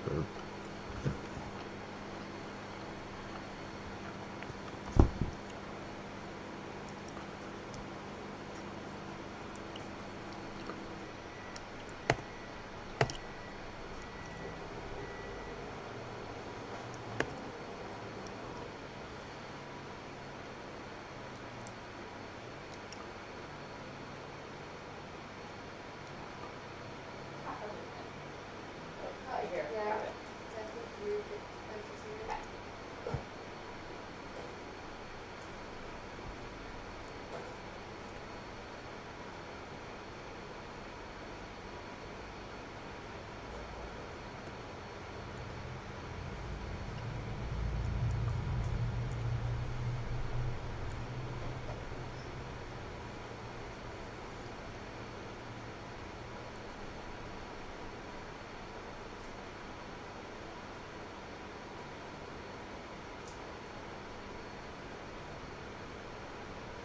Are we back? No.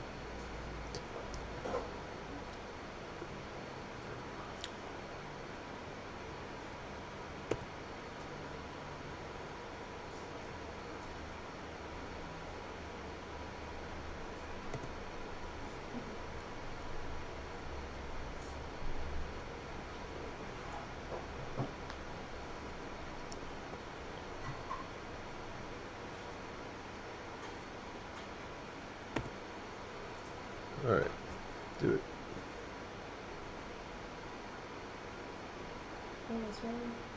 Hmm? Yeah, the I had to sit out for a second. Oh. And then the camera stopped working.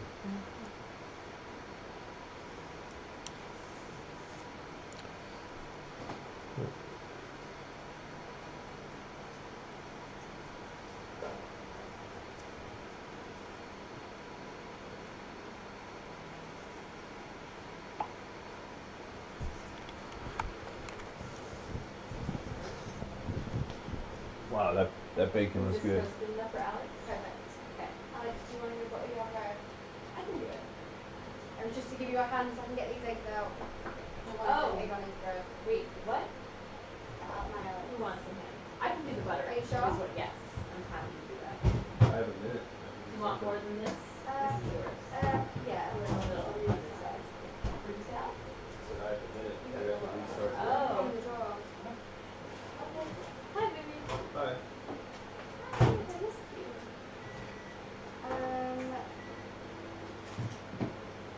You don't see a knife of any sort. Alex, For I'm going to butter. put your eggs on the side. Is your egg on the side okay? Which Yeah, is yours?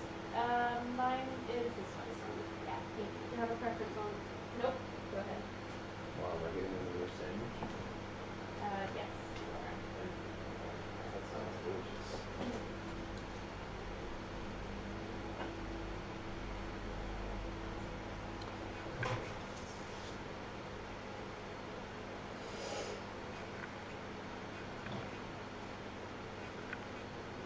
A lot of butter on these eggs. Okay. The leftover butter, that's okay. Yep.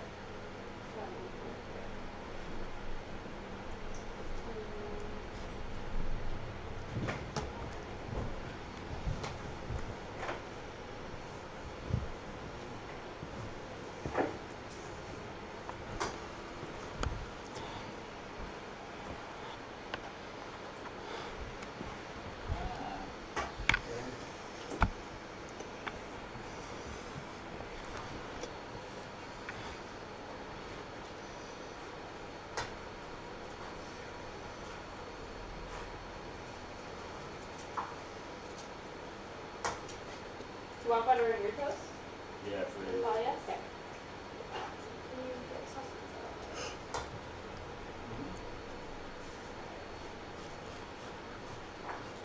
These eggs do not have a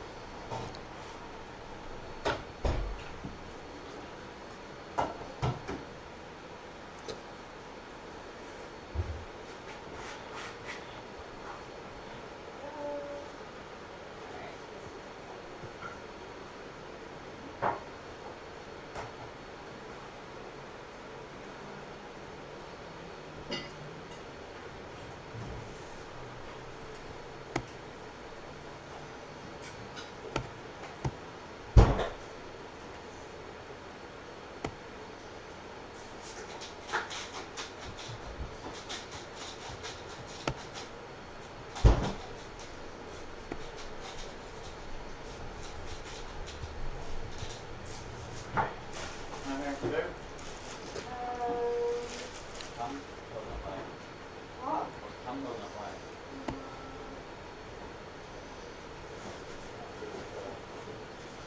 Your plate is this one, Alex. Just so you know. Oh, thank you, brilliant. Do you want to Oh, I'm running good. maybe cut two of the sausages and one of the sausages and Nuts every hand. in half? Or I'll do it in second, right? Just the nuts. Just go in Alex.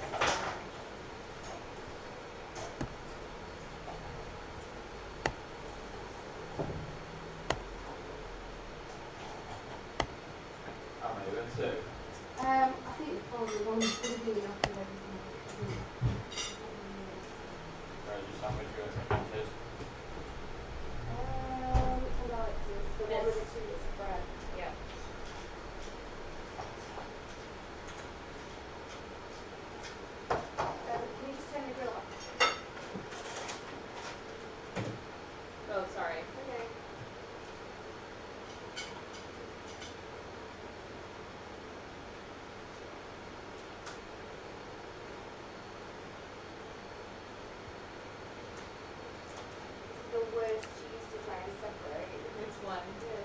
Oh, I know, it's weird, right? Yeah. It's like very dry. Okay, sorry. I'm really having no luck here at all.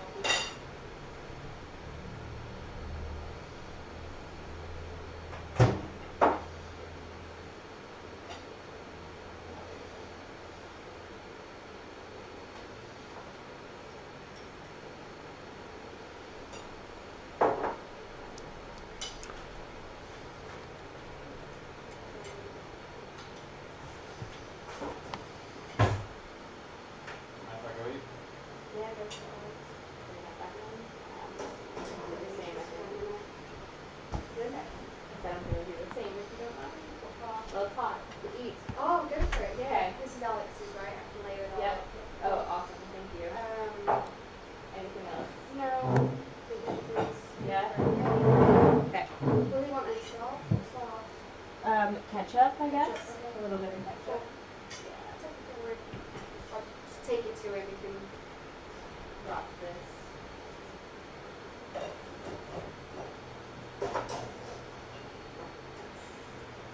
I'll hide it for a minute. Yeah.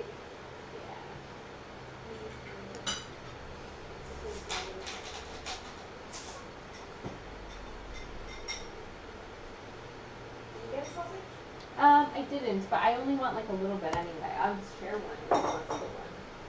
I don't want a whole one.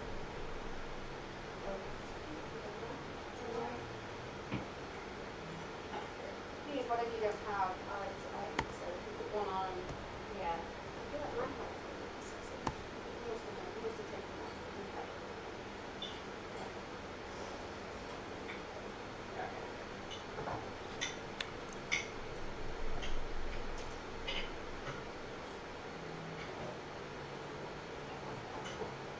Oh, it's hot.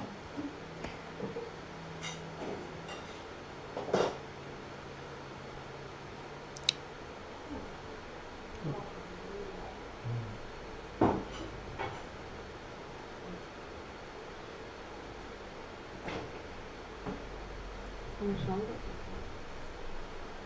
I don't know. It's still 5, right? Okay. I don't know. 1 to 5, I think it was. Yeah, it's like an hour and a half. Maybe I should have put everything on the big one and I put everything on the small one. You got the ladies event soon? What's that? You got the ladies event soon? Oh yeah. Well, I don't know. Yeah, maybe it's not soon. I don't know. There you go. It's fine. How many pieces of bacon do you think? Yeah.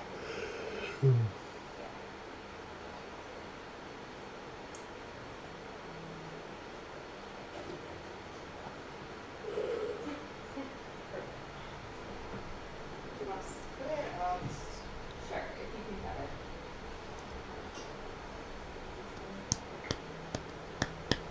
Yeah, I think this, yeah. there you go. All good. Okay, thank you.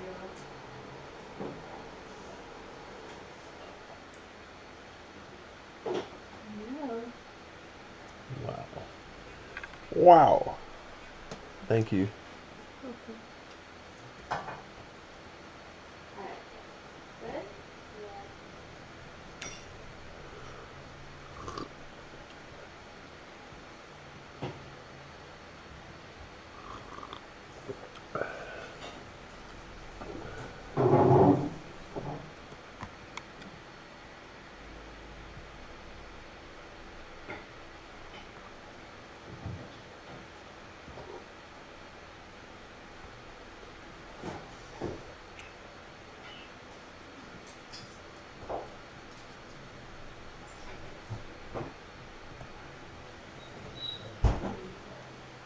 Yeah. Sorry, I broke the egg. Yeah, make me a new one.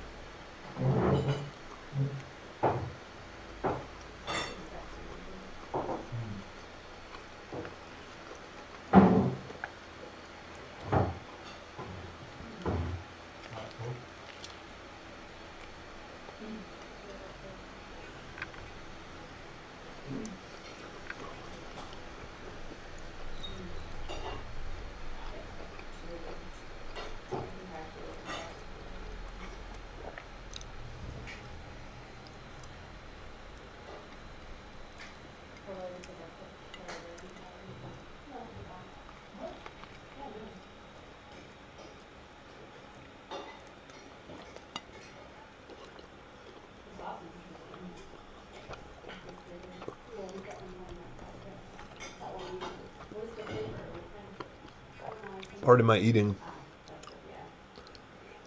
I have to eat it while it's hot.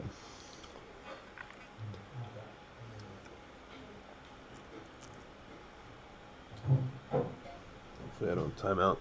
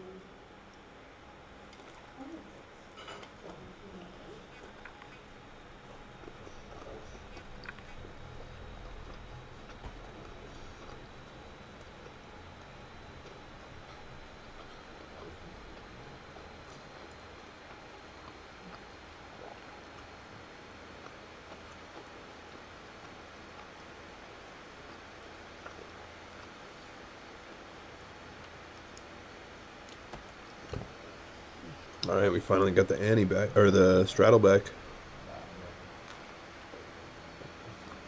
Play some bigger pots. I got aces while the straddle was off. Running so bad.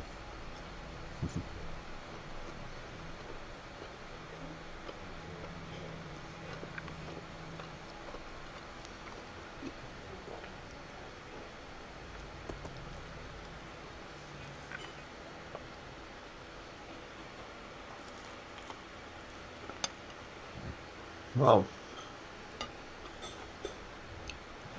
Kins, not wasting any time. All right.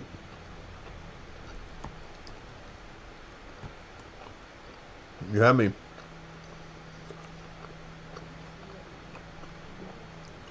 Next time, though.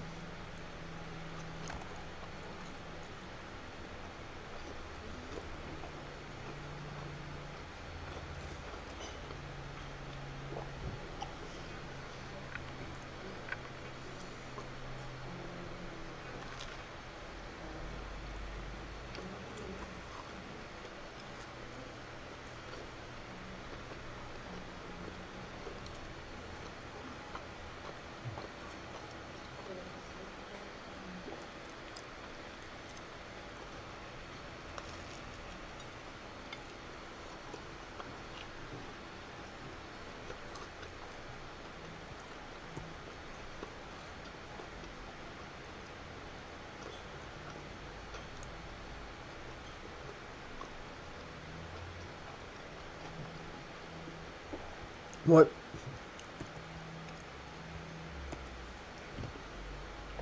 It's ready to play there.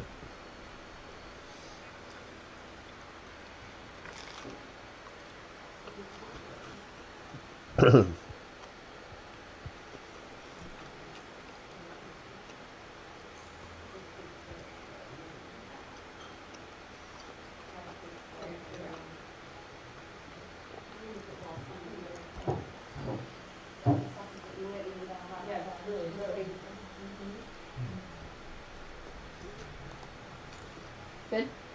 Amazing. Okay. Hey, I didn't really make it,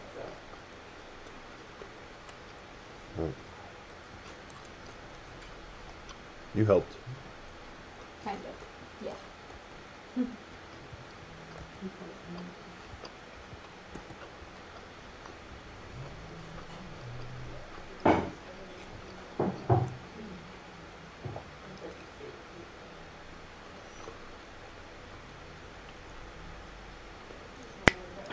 No one bluffed.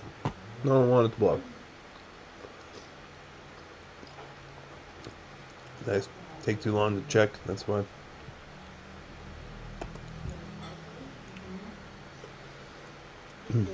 Thank you for the like. If I knew how to say your name, I would, but you know who you are. Thank you.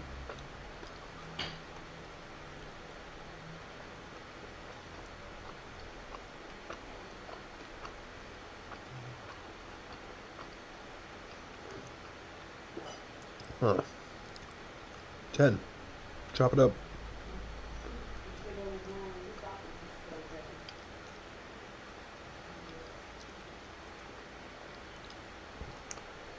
And this insurance fund is printing.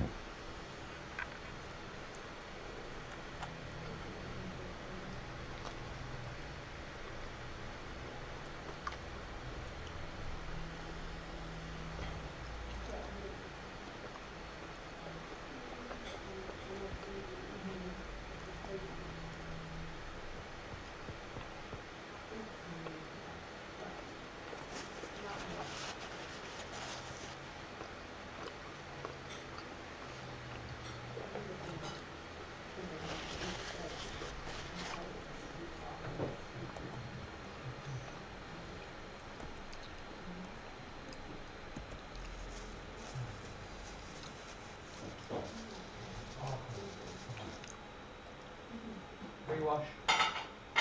Okay. Peps. All right. Keep up. You got it. Okay. No, you don't.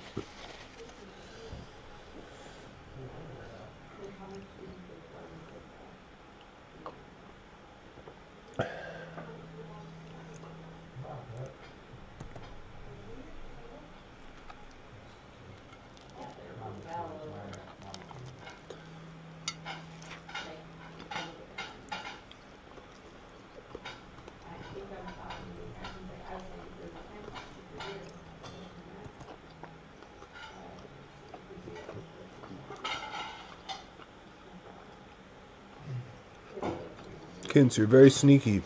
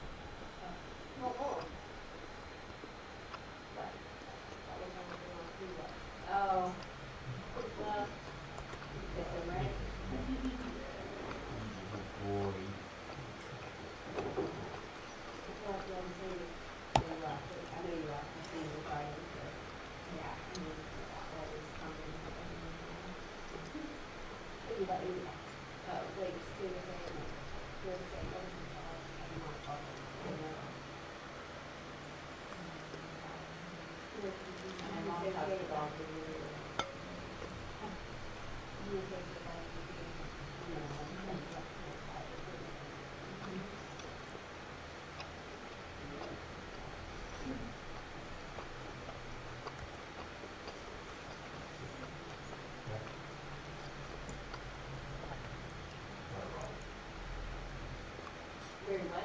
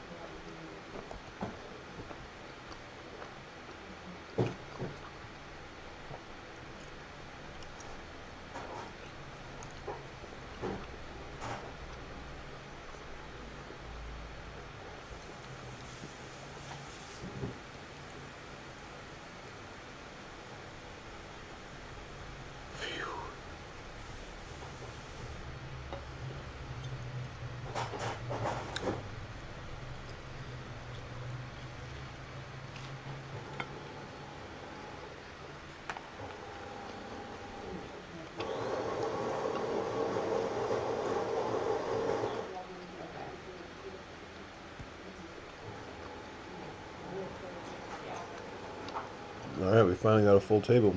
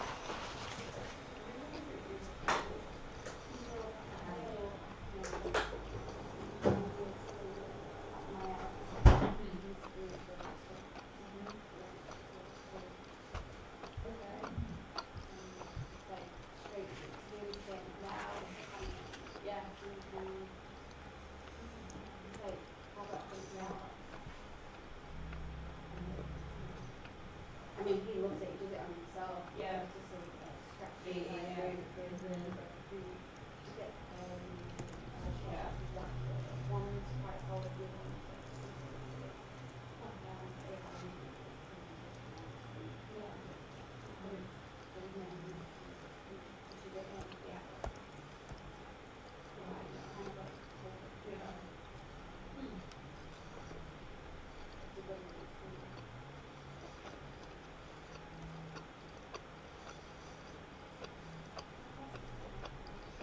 oh yeah, no, it's very sticky. Yeah, it's definitely high. Yeah.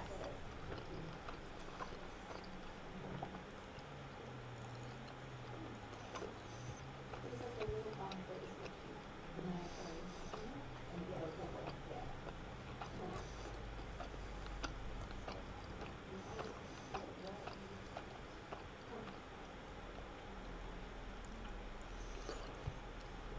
One of them is very funny, so I used to ride it. Yeah. Just rock off for 2 weeks. Yeah, really three bowls, yeah. Yes, that's what we use, like dry ice there. Yeah. All right. Sorry, guys. Finally done eating.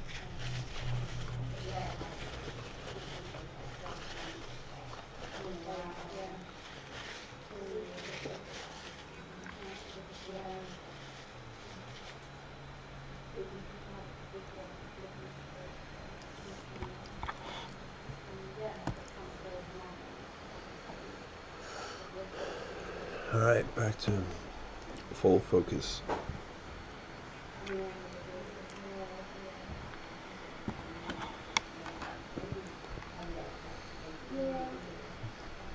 Can't even see a flop.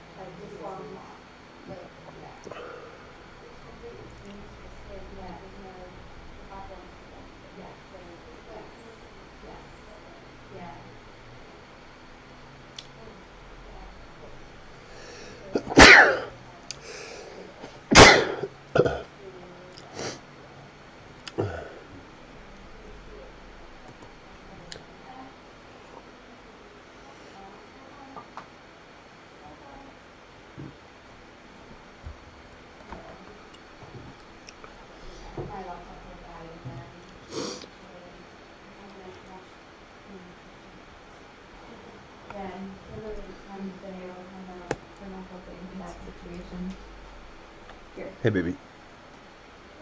Read my mind. Thank you.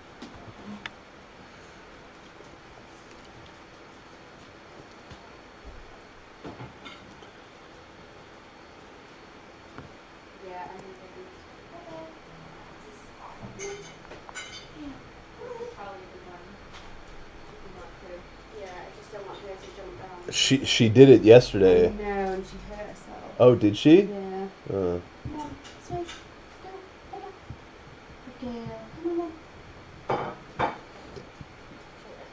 Sorry.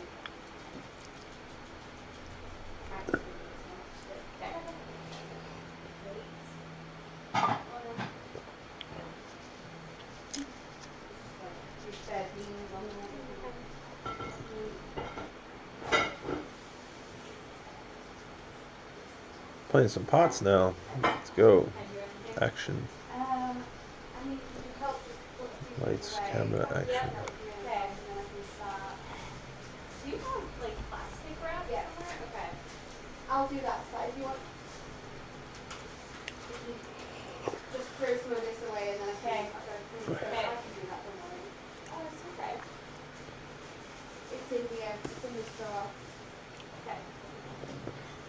Got it.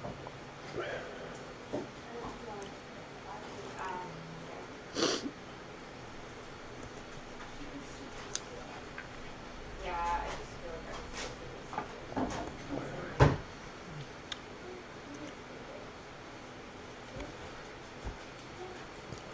supposed to yeah, in the bag and actually that's pretty hard.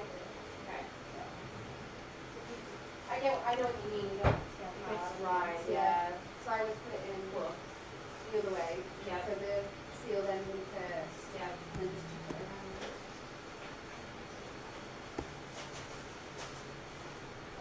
Whoops. Yeah.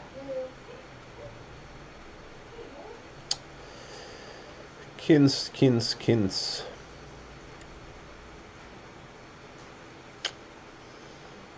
Biggest split yet. The bank kind of broke. Oh, so. Trying to bluff. Good attempt. Almost worked. Hard to bluff calling station though.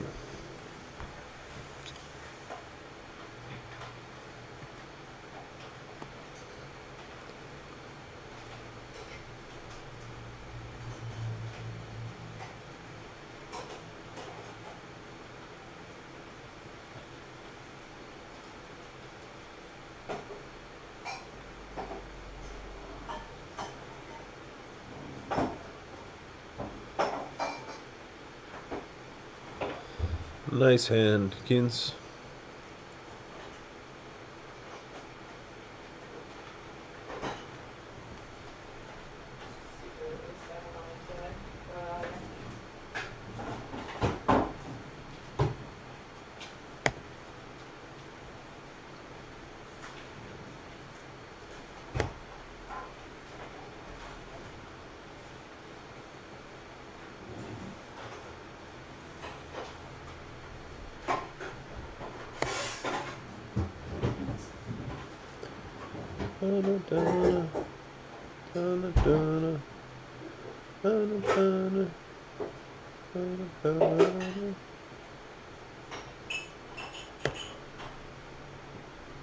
There.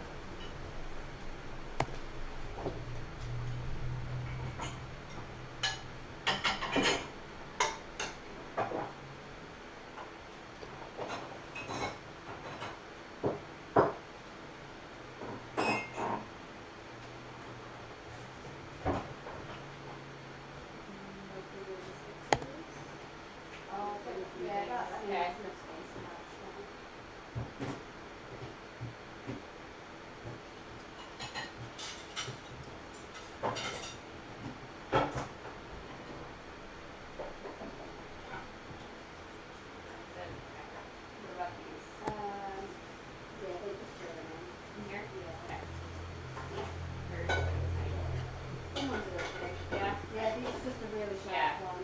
More than anything, they're piercing all over the gloves, and then our water is so hot.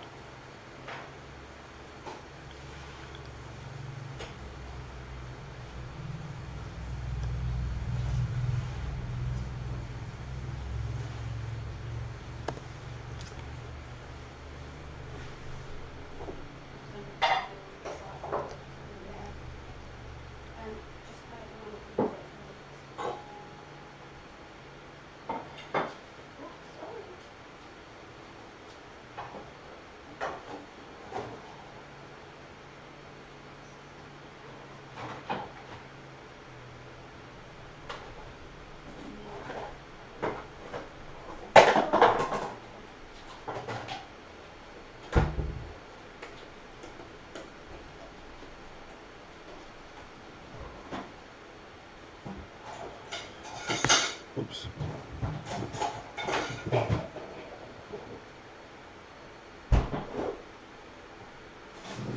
you leave the sausage roll that was here? Yeah. Or, okay.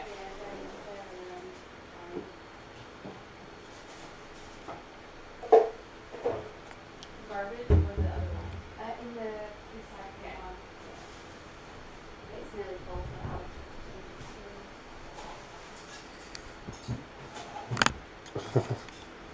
I'm sorry. I'm a little occupied here. Otherwise, I'd let you on my lap.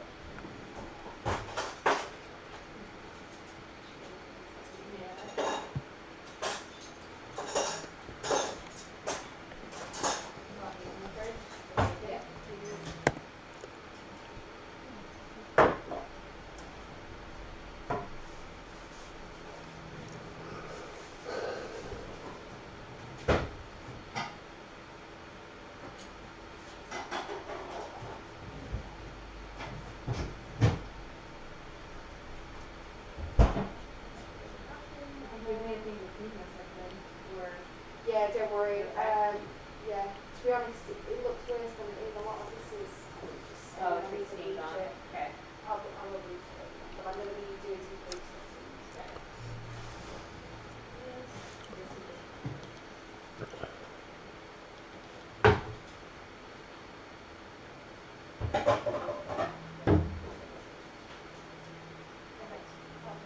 Yeah, I'll watch all that in a minute. I'm just going to look up. Okay. You know where the other laptop is? I assume in there. I don't know. You had it last though. That's not your pillow. It's not. This is your pillow, Dave. Oh.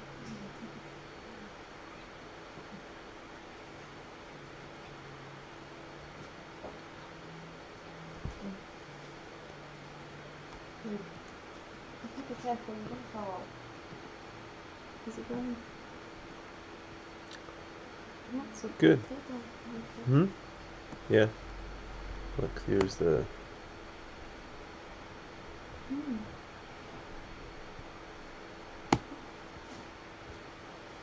Decent.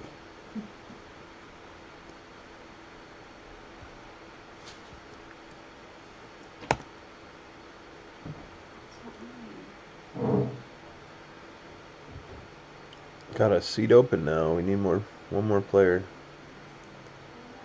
It'll be fun.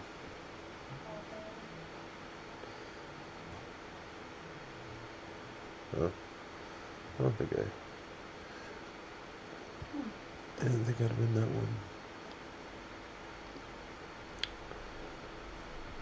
one. Let's see if we can find some interesting hands to talk over. I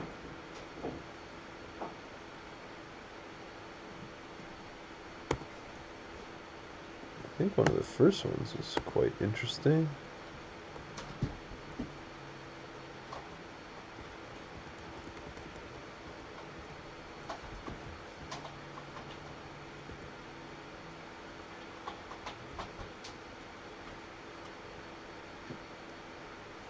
Alright, I'm not going to mess with that again. Interesting hand early on in the day for those who were watching, where I don't remember all of the action exactly. We had a King 9 offsuit heads up and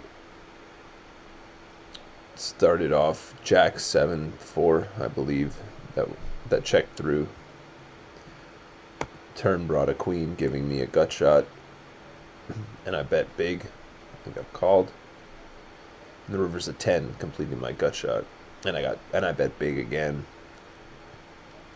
And then the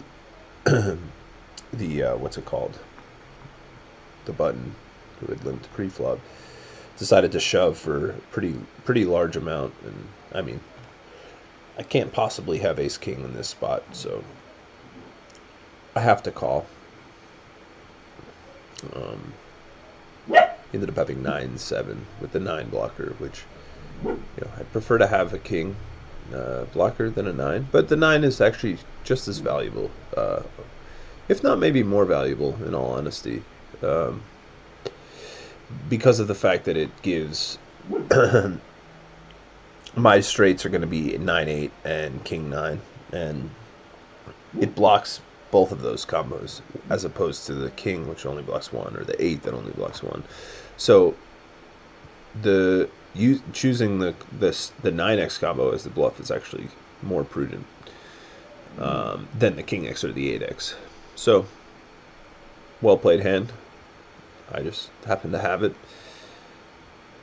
So yeah, that was probably the most interesting one of the day so far. We'll see if we can get some more interesting spots coming up soon.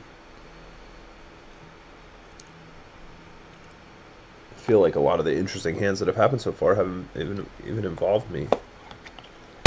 I've just run good, won a couple flips.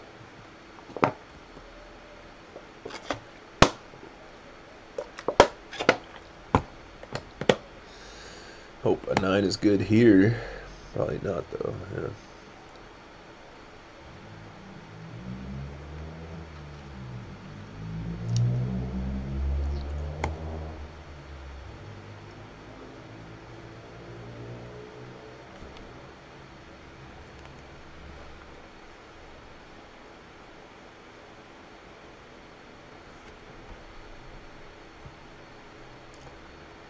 Today will be a long day of poker. I'm in the UK, so it's 1 p.m. So I will have started, or so it was 1 p.m. when I started this. And from here, I'll be straight to some online tournaments that will probably go till the middle of the night. So it's gonna be busy here. If anyone's, I haven't played on GG Poker in quite a while because of being in the United States. So will be fun to be able to play that again.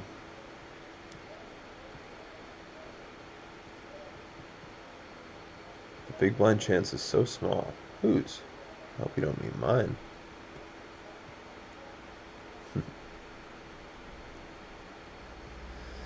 Rough hand, queens, cracking aces. You hate to see it unless you're a CS, in which case you love to see it.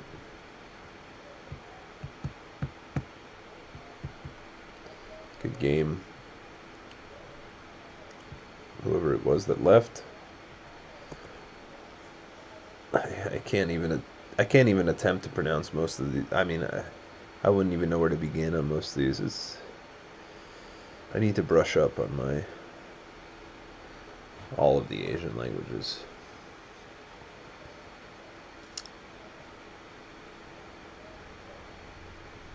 And by brush up, I mean learn more than nothing.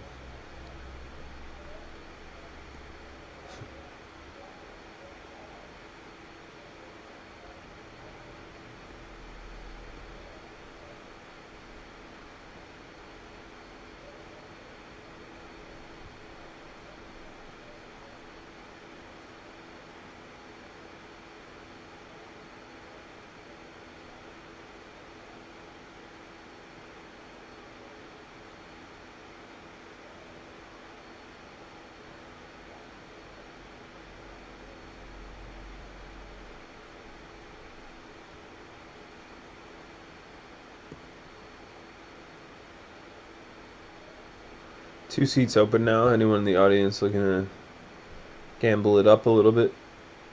We could use some more people. Four-handed is fun, but don't mind a 5 or 6. Hopefully this is a fun watch. I'm trying to make some more interesting hands here. Maybe I'm playing like too much of a nit. Yeah, if anyone has any questions, I would need someone to translate them to me and send them over, but if anyone has any questions they want to ask me, I'm happy to answer while I'm playing. So go ahead and send them in the chat, and I will hopefully be able to relay you an answer. More than happy to do that. For any of you live tournament players, there's we got a lot of fun tournaments coming up in the next few months. It's going to be crazy. There's Poker Masters, there's the PGT PLO series, there's the WSOP Bahamas. There's the Win Series. It's gonna be a lot of poker. I'm not gonna be doing much else for the next few months, but anyone who's in North America should definitely make their way to all of those stops because they'll all be a lot of fun. Poker Go is definitely a great experience playing there. It's my favorite place to play. Definitely the best atmosphere to play a poker tournament in, I would say. I don't think anything else really even comes close. It's nice and quiet, secluded from the casino. Great dealers, great staff. The floor is awesome. Everything's perfect. Low rake, especially if you're on time. Free food. You know, it's couldn't ask for any more. Sorry? Poker Go? You're not even listening and commenting in? Well, maybe you should pay attention.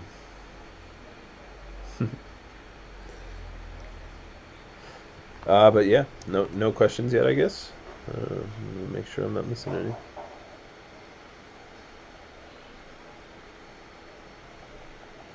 Got about an hour left here, so I'll be back tomorrow. But if anyone has questions for today, that's yeah, more than welcome. What just happened here? My hand just got folded. I didn't mean to fold. What? Probably wouldn't have won anything, but man, that's unfortunate. I don't know what happened there. I guess maybe I misclicked. Need to stop paying so much attention to all the talking. Play the hands instead.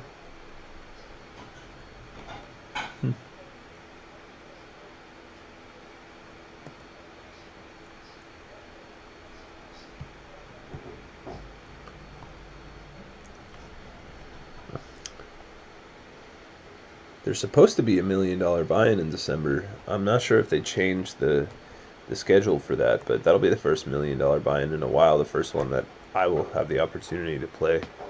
So I'm quite excited for that. That comes around.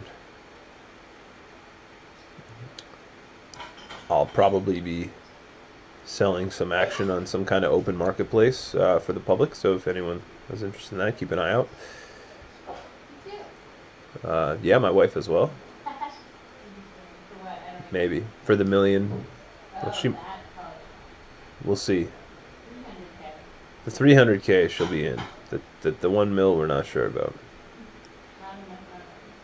Yeah, we might need more people for that one. But we'll see. I think the tournament might get a good turnout. You never know.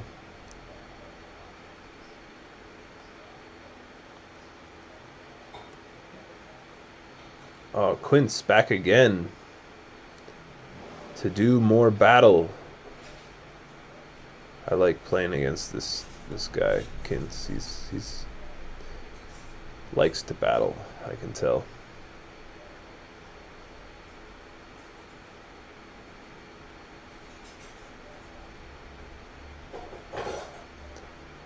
Let's see if he can make a tough call here. Got him. Got him. I know, it's tough for me to have a value hand there. I don't blame you for the call.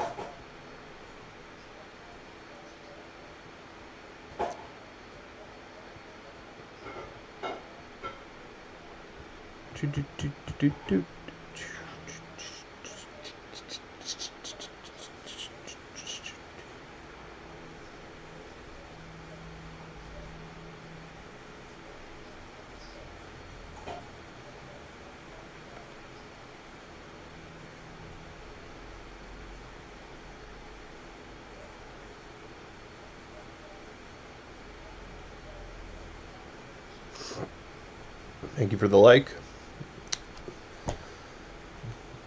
I really wish I knew how to pronounce these names.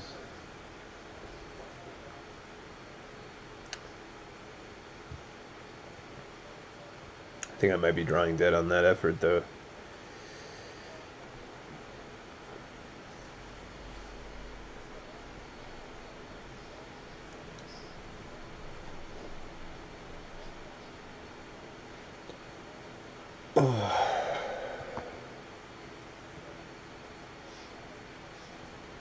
VIP. Thank you.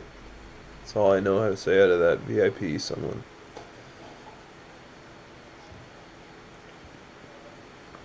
There's one seat open. Those giving likes, just give action instead. Sounds more fun. Oh yeah, I was looking for the PGT or all the schedule upcoming, because it's crazy. I definitely left some out when I mentioned what I did. I want to try to find the list here. Yeah, so we have the schedule upcoming is going to be the Poker Masters in September, starting September 14th, going to the 26th, and then on the 28th there's the Super High Roller Bowl, which is the 300K. And then PokerGo has a mixed game series, which I'll maybe play a couple of those. I'm not super well versed in those games, so I'll have to game select a little bit. Be a little careful because there's a lot of really good players. But then following that, there's the Super High Roller Bowl PLO, which I'm looking forward to. It'll be 100K PLO. I think that's probably the biggest PLO tournament that's ever been run publicly. So that'll be fun. And again, playing at the PokerGo studio is always fun. And then there's WSOP Europe, which is definitely a great series. I like playing at Kings. I'm probably not going to make the trip out there this year. It's a lot for only a couple tournaments, and it's pretty far away. I'm trying to do less traveling than I used to do. And I am currently on a month-long vacation, so not going to be eager to turn around and leave right away after being home for a month. Following that will be some high rollers at the Aria, WSOP Paradise, which is the one in Bahamas, which, for those who don't know that schedule, it looks great. And then there's the PGT Last Chance right after the New Year, and then the PGT Championship following that. And so there's really not much downtime in the next few months. I'm pretty excited to get back to work. It was a good time for me to get a little bit of vacation. I was actually just with my wife Chrissy in Iceland, and that was a really cool place. But it was really nice to take a bit of a vacation after the long grind of the WSOP. Yeah, really good to have the time off, but I'm itching to get back out there. And there's plenty to fulfill that coming up, so I'm excited.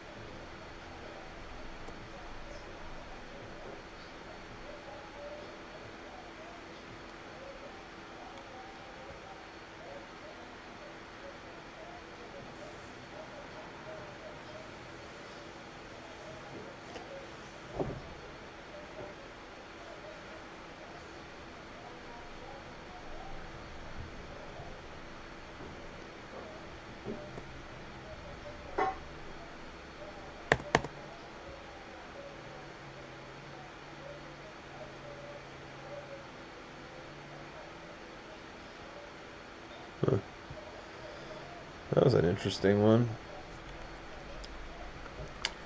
I was ready to blast it off there, but he didn't let me.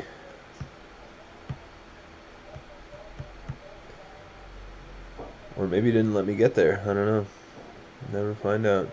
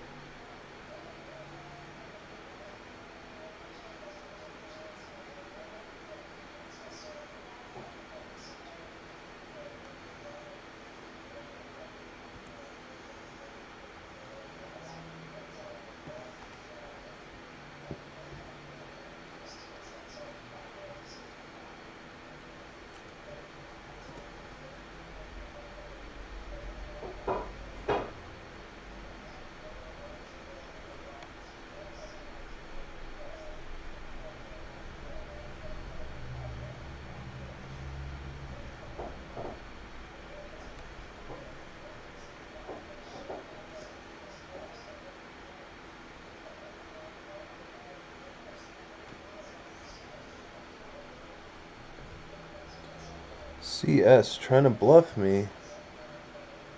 Everyone's trying to bluff today.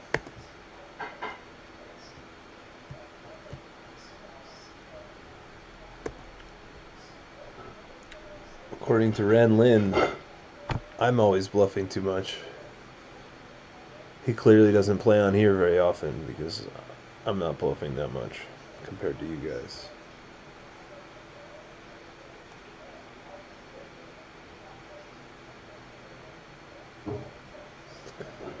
Bluff too much.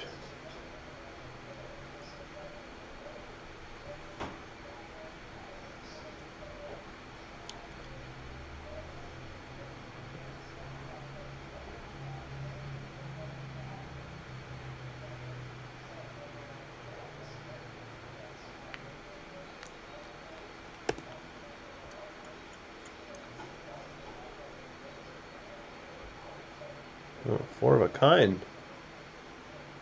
Wow. Wow.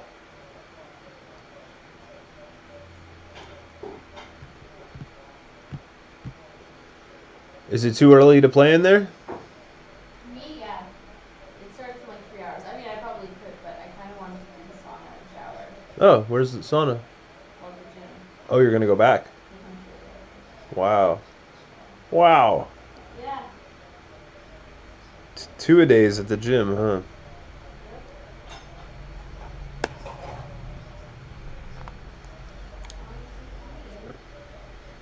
Oh shit. You are? Yeah. The C4 kind of makes it sick. Do a stick on too. Oh. It's like kind of like no, not sick. Non-sick. I'm looking on the flights and stuff.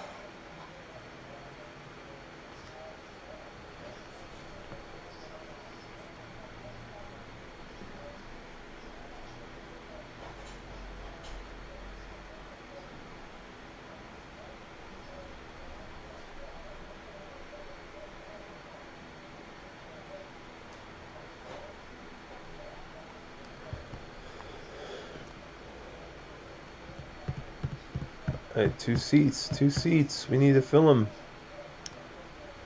Fill the seats.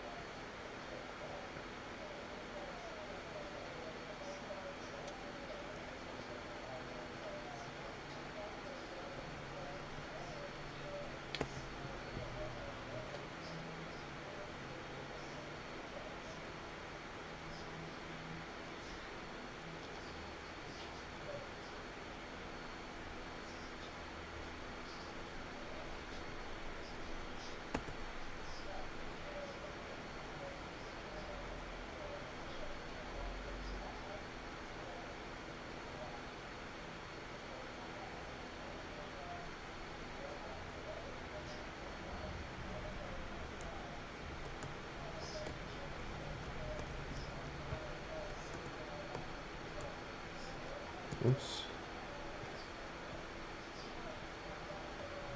Bit smaller than I meant to bet.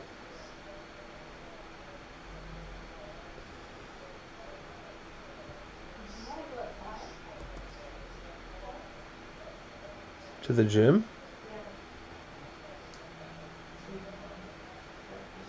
Probably just start playing.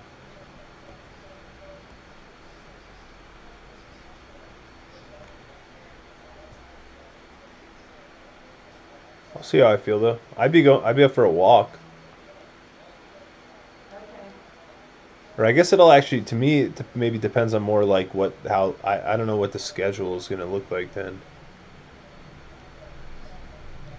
Like what we'll have started.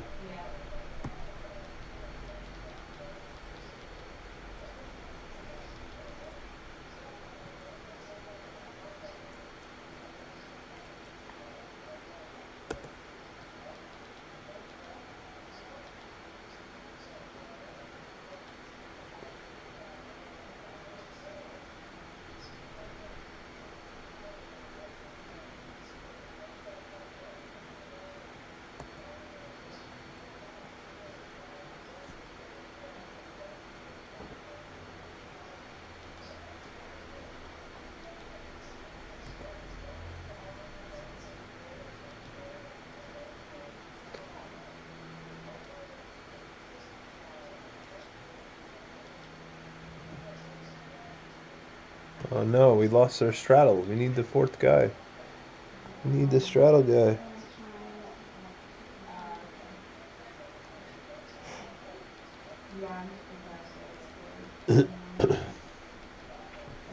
Come on, who's gonna bring the straddle back?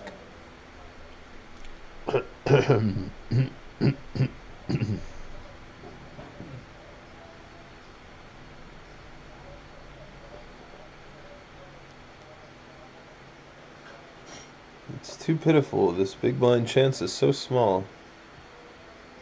I don't really understand that, but I agree.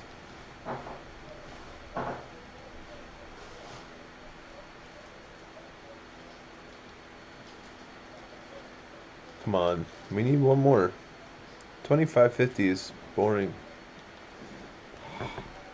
Need the 100.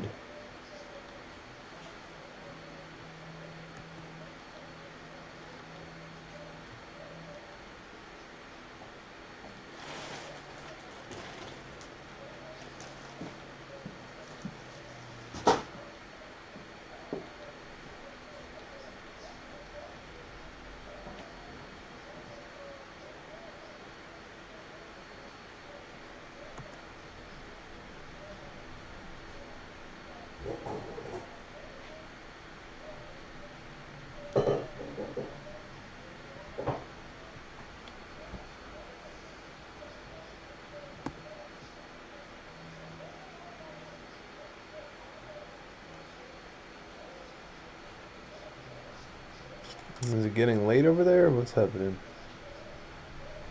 Why is everyone out of here?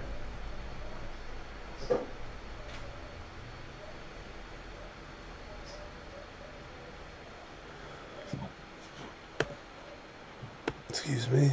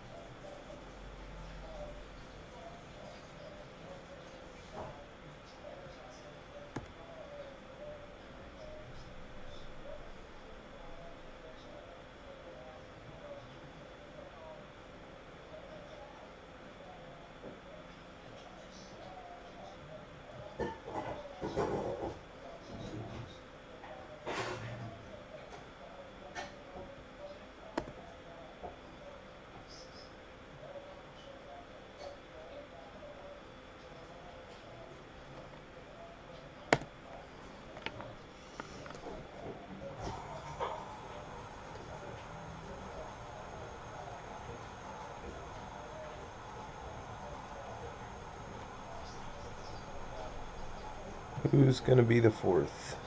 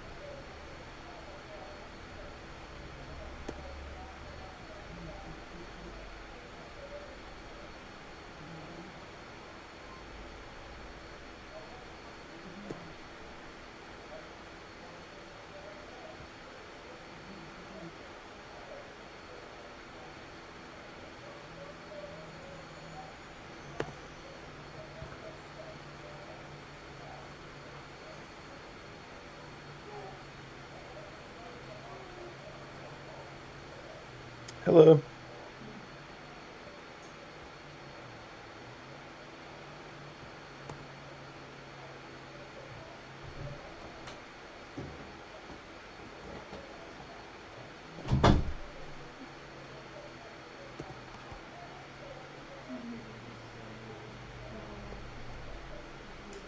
I saw it.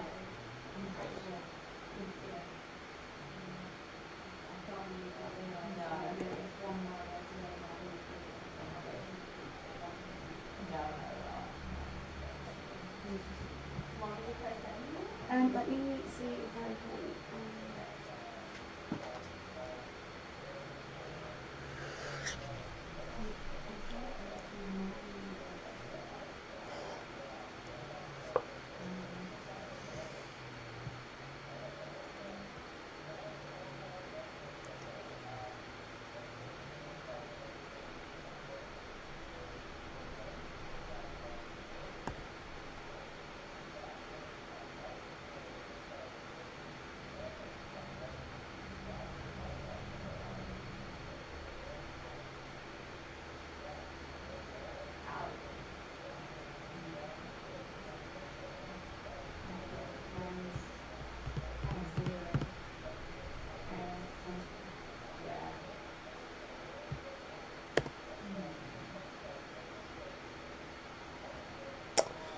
Feels like that was a bluff, but I'll let you get one through. CS.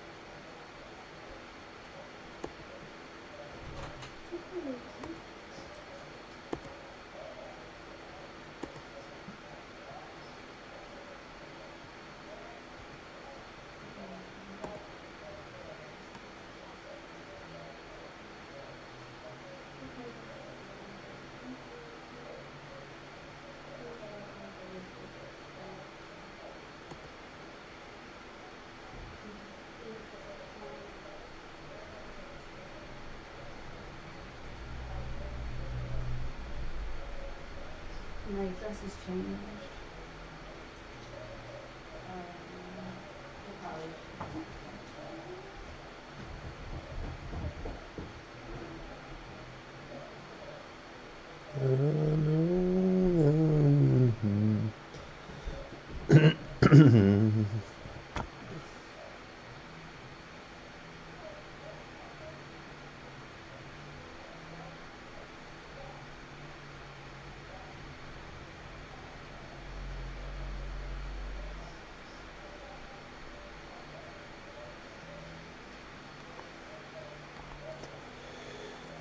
All right, audience, we need one more, guys.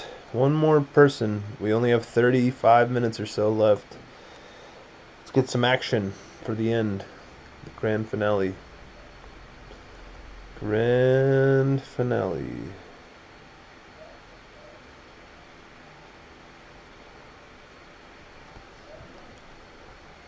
Ship. Oh, wow, I thought I had that.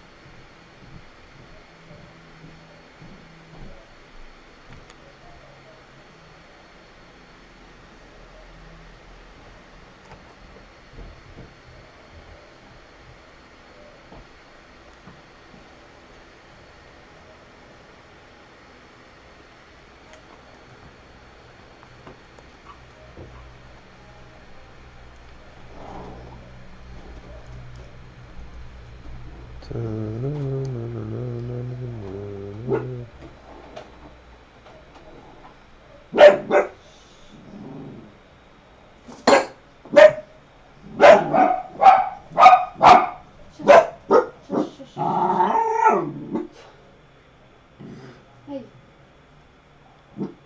What's wrong? What's wrong, Pepper? Oh, you see the cars driving by. I have a driver's license, but I take a picture on it. Is there any way to accept that? But it has my address on it. As long as it's not expired. It's not expired, just Yeah. the address on it. I feel like the address Yeah. would be different to what's You don't have a picture, do you? Mm. Yeah, that's what I like realized in my phone. I was like, Oh, sorry. What did the address say? oh, I mean, that. His passport doesn't even have A sex thing.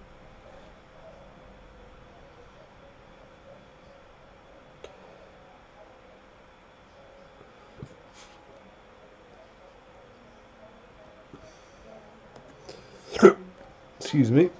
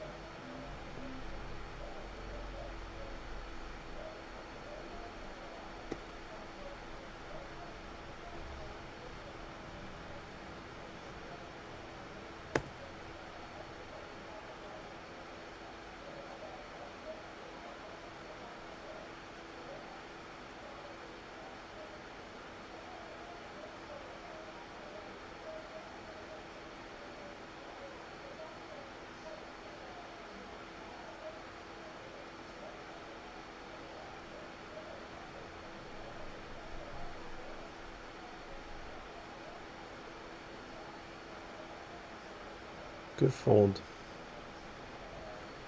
Had it that time.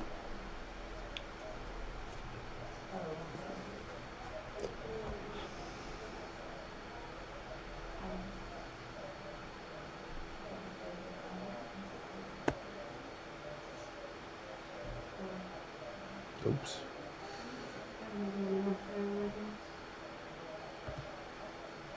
Too big.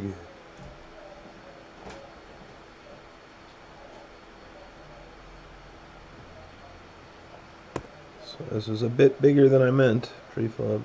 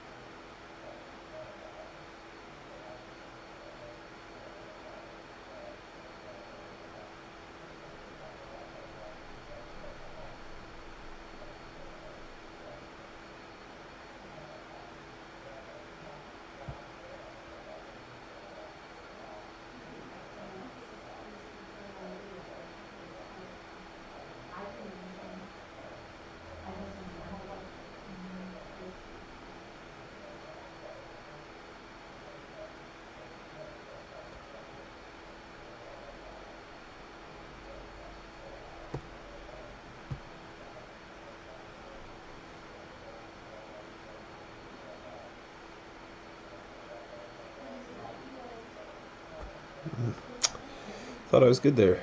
Nice hand.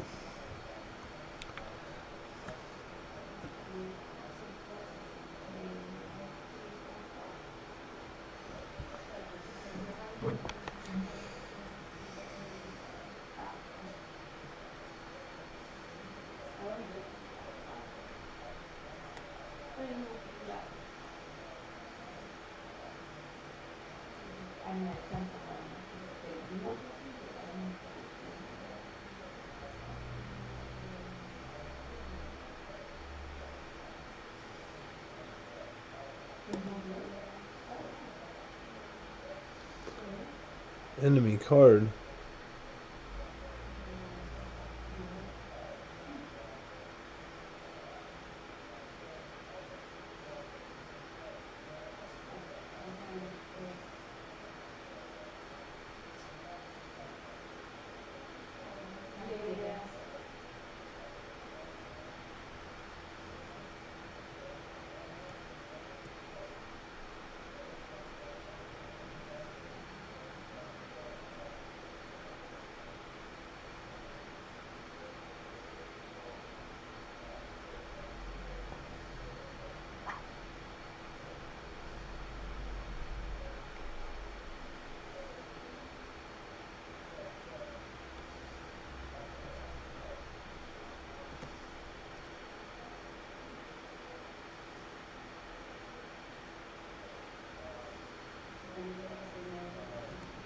Nice hand.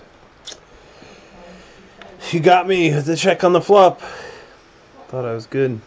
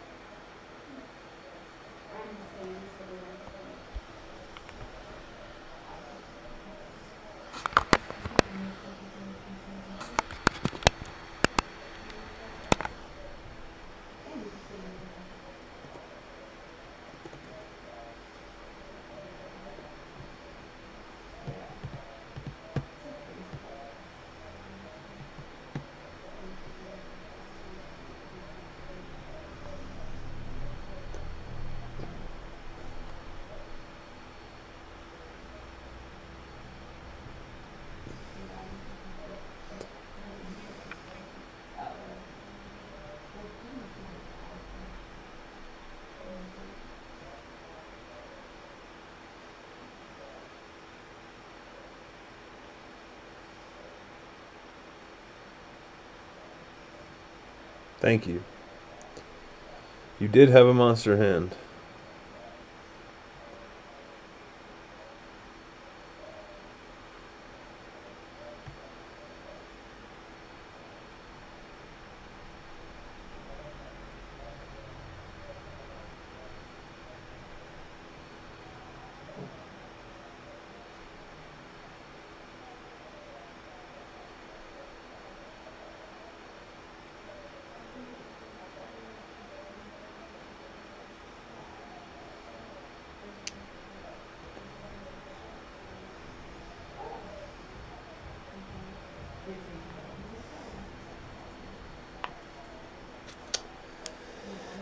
We're not going to get one more for the straddle for the last little bit. We need it.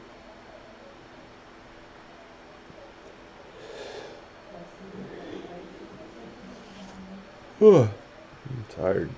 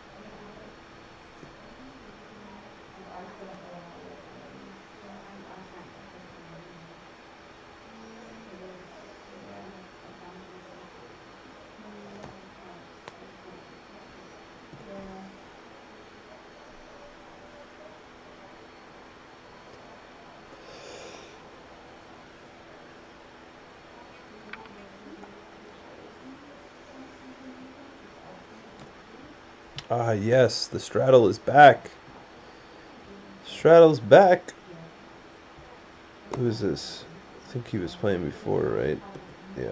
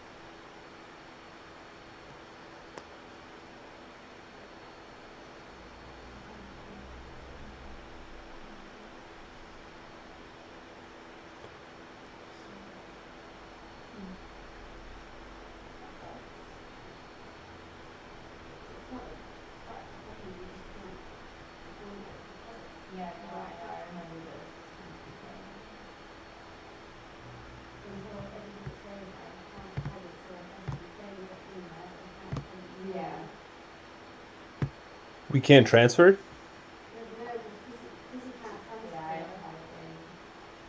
Oh, I can then.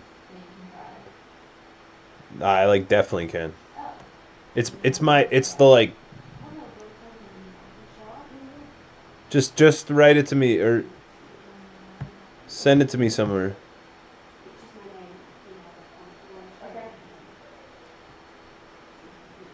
Well, just is it a rush? Can I do it in 18 minutes? Yeah, just do it in 18 minutes. Exactly. I don't need to be a king. I would love to. I don't know.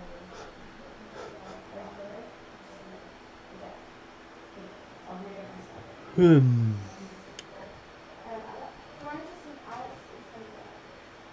myself.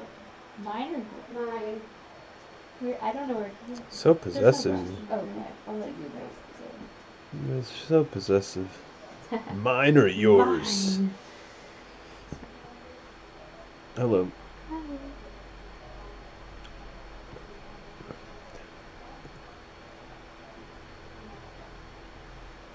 We finally got a fourth. We were playing 3-handed for so long, so we were playing 25-50. So, do you want to get ready and I'll just talk to you? Thank you. It's not much has changed since you last saw. Okay. I'll be right back. Doesn't look like it.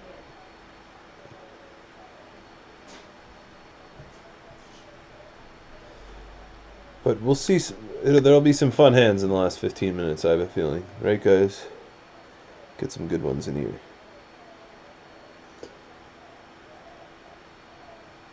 Thank you, YYY, DSS. Appreciate that.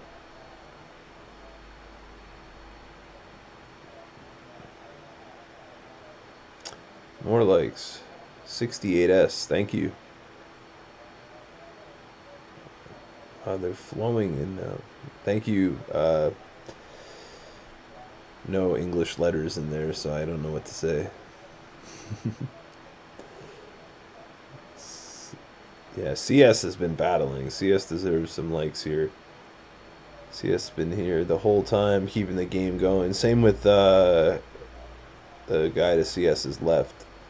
I don't know how to say his name, but the two of you guys have kept the game going, battled. It's been a lot of fun. Yeah. Thanks, VIP.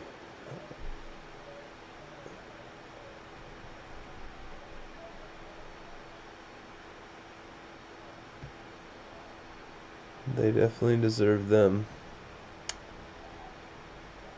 Been some fun hands, some fun bluffs. Some worked, some didn't. I'm sure they bluffed me some of the time. Got some big folds.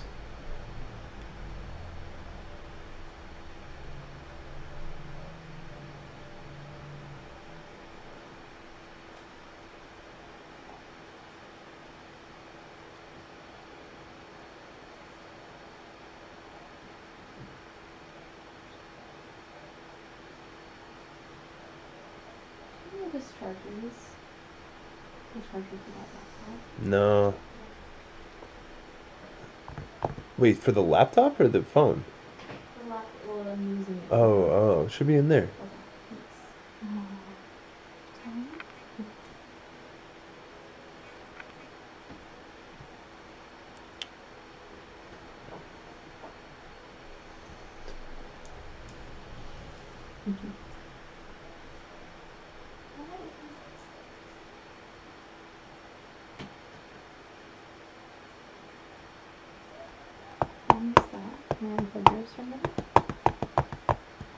Yeah. Yeah.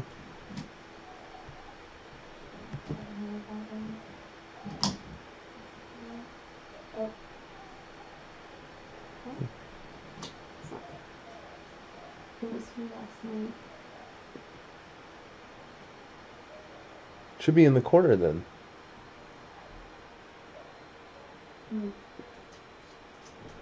Or on the table in there. Oh. I thought that was the first place you looked. Nope. Well, I did. I didn't see it. Aha.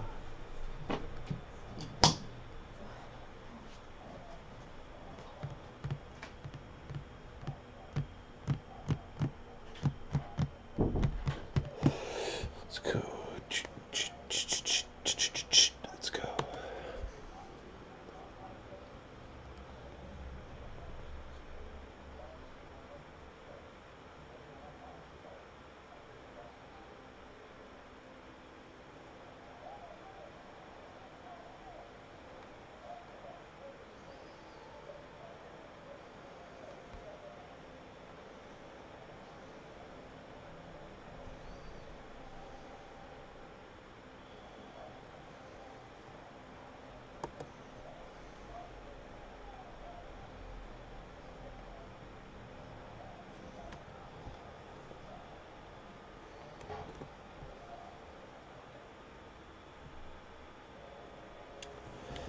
Good hand. Oh, I talked about someone catching me bluffing a second ago. Now it happens.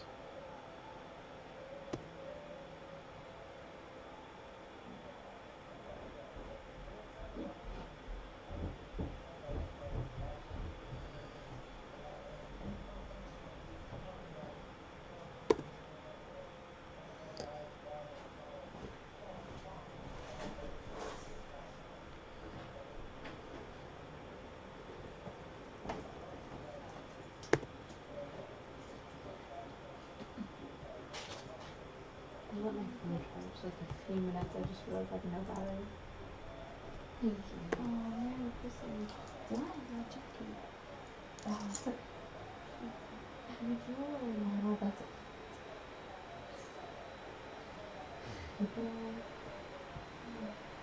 She's so long. I'm gonna fall forward. Where's Kim? Oh, I wish you could have one of those.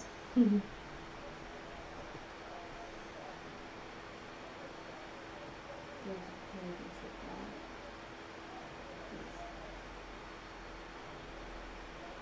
Where's baby girl? Where's baby girl? Wow.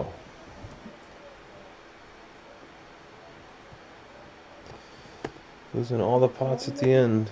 Oh, that's what I was gonna ask. If you have before I hit one of those white lines, but I feel like if I were you, I'd rather just squeeze them.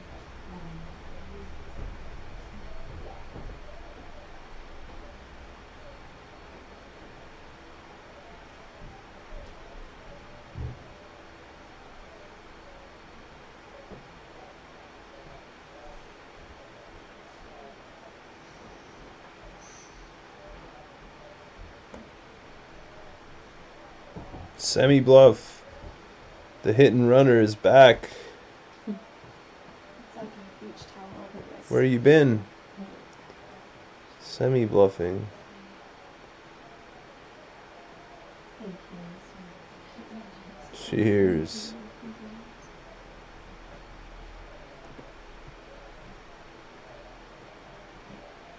Nice hand.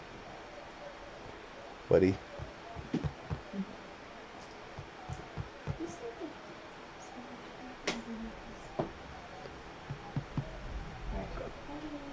Oh, bye. Have a good whatever you're doing. Just you're just going to sauna?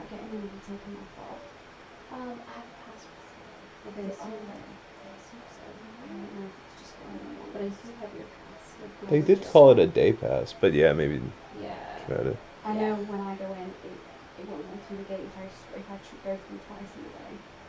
Yeah, with your you go in once a day. It stops you from going in. Because it has what happened the other day. Are you only allowed to go once a day? I've never, but the other day that was what they said, is it'll only let you go in once. Just use the pass, no way. Yeah. But you've got the locker key too.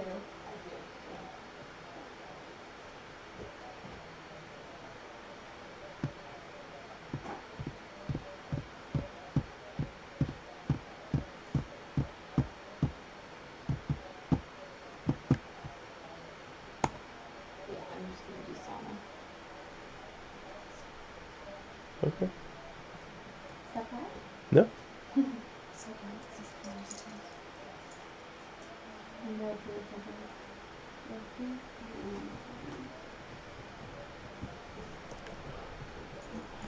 Right, see you later.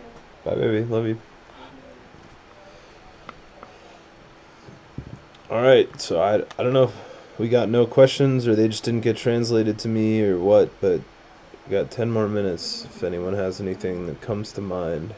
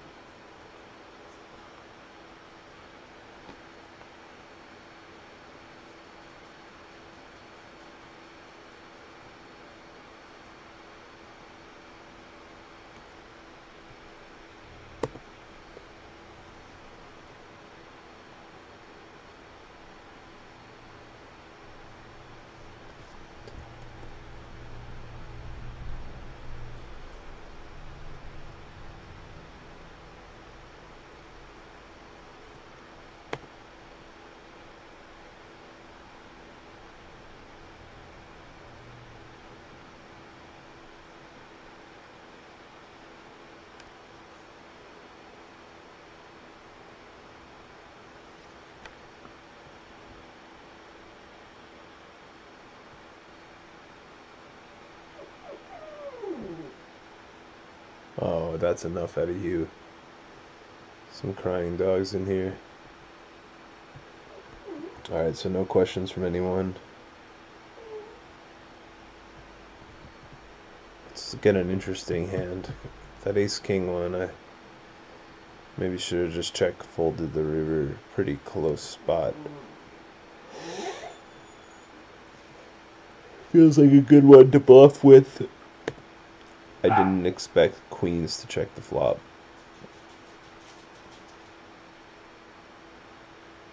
Oh well.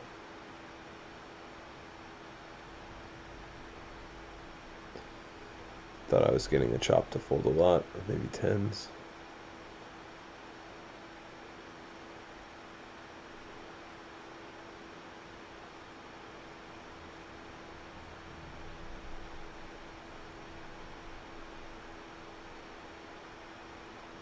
Oh, there's a decent pot.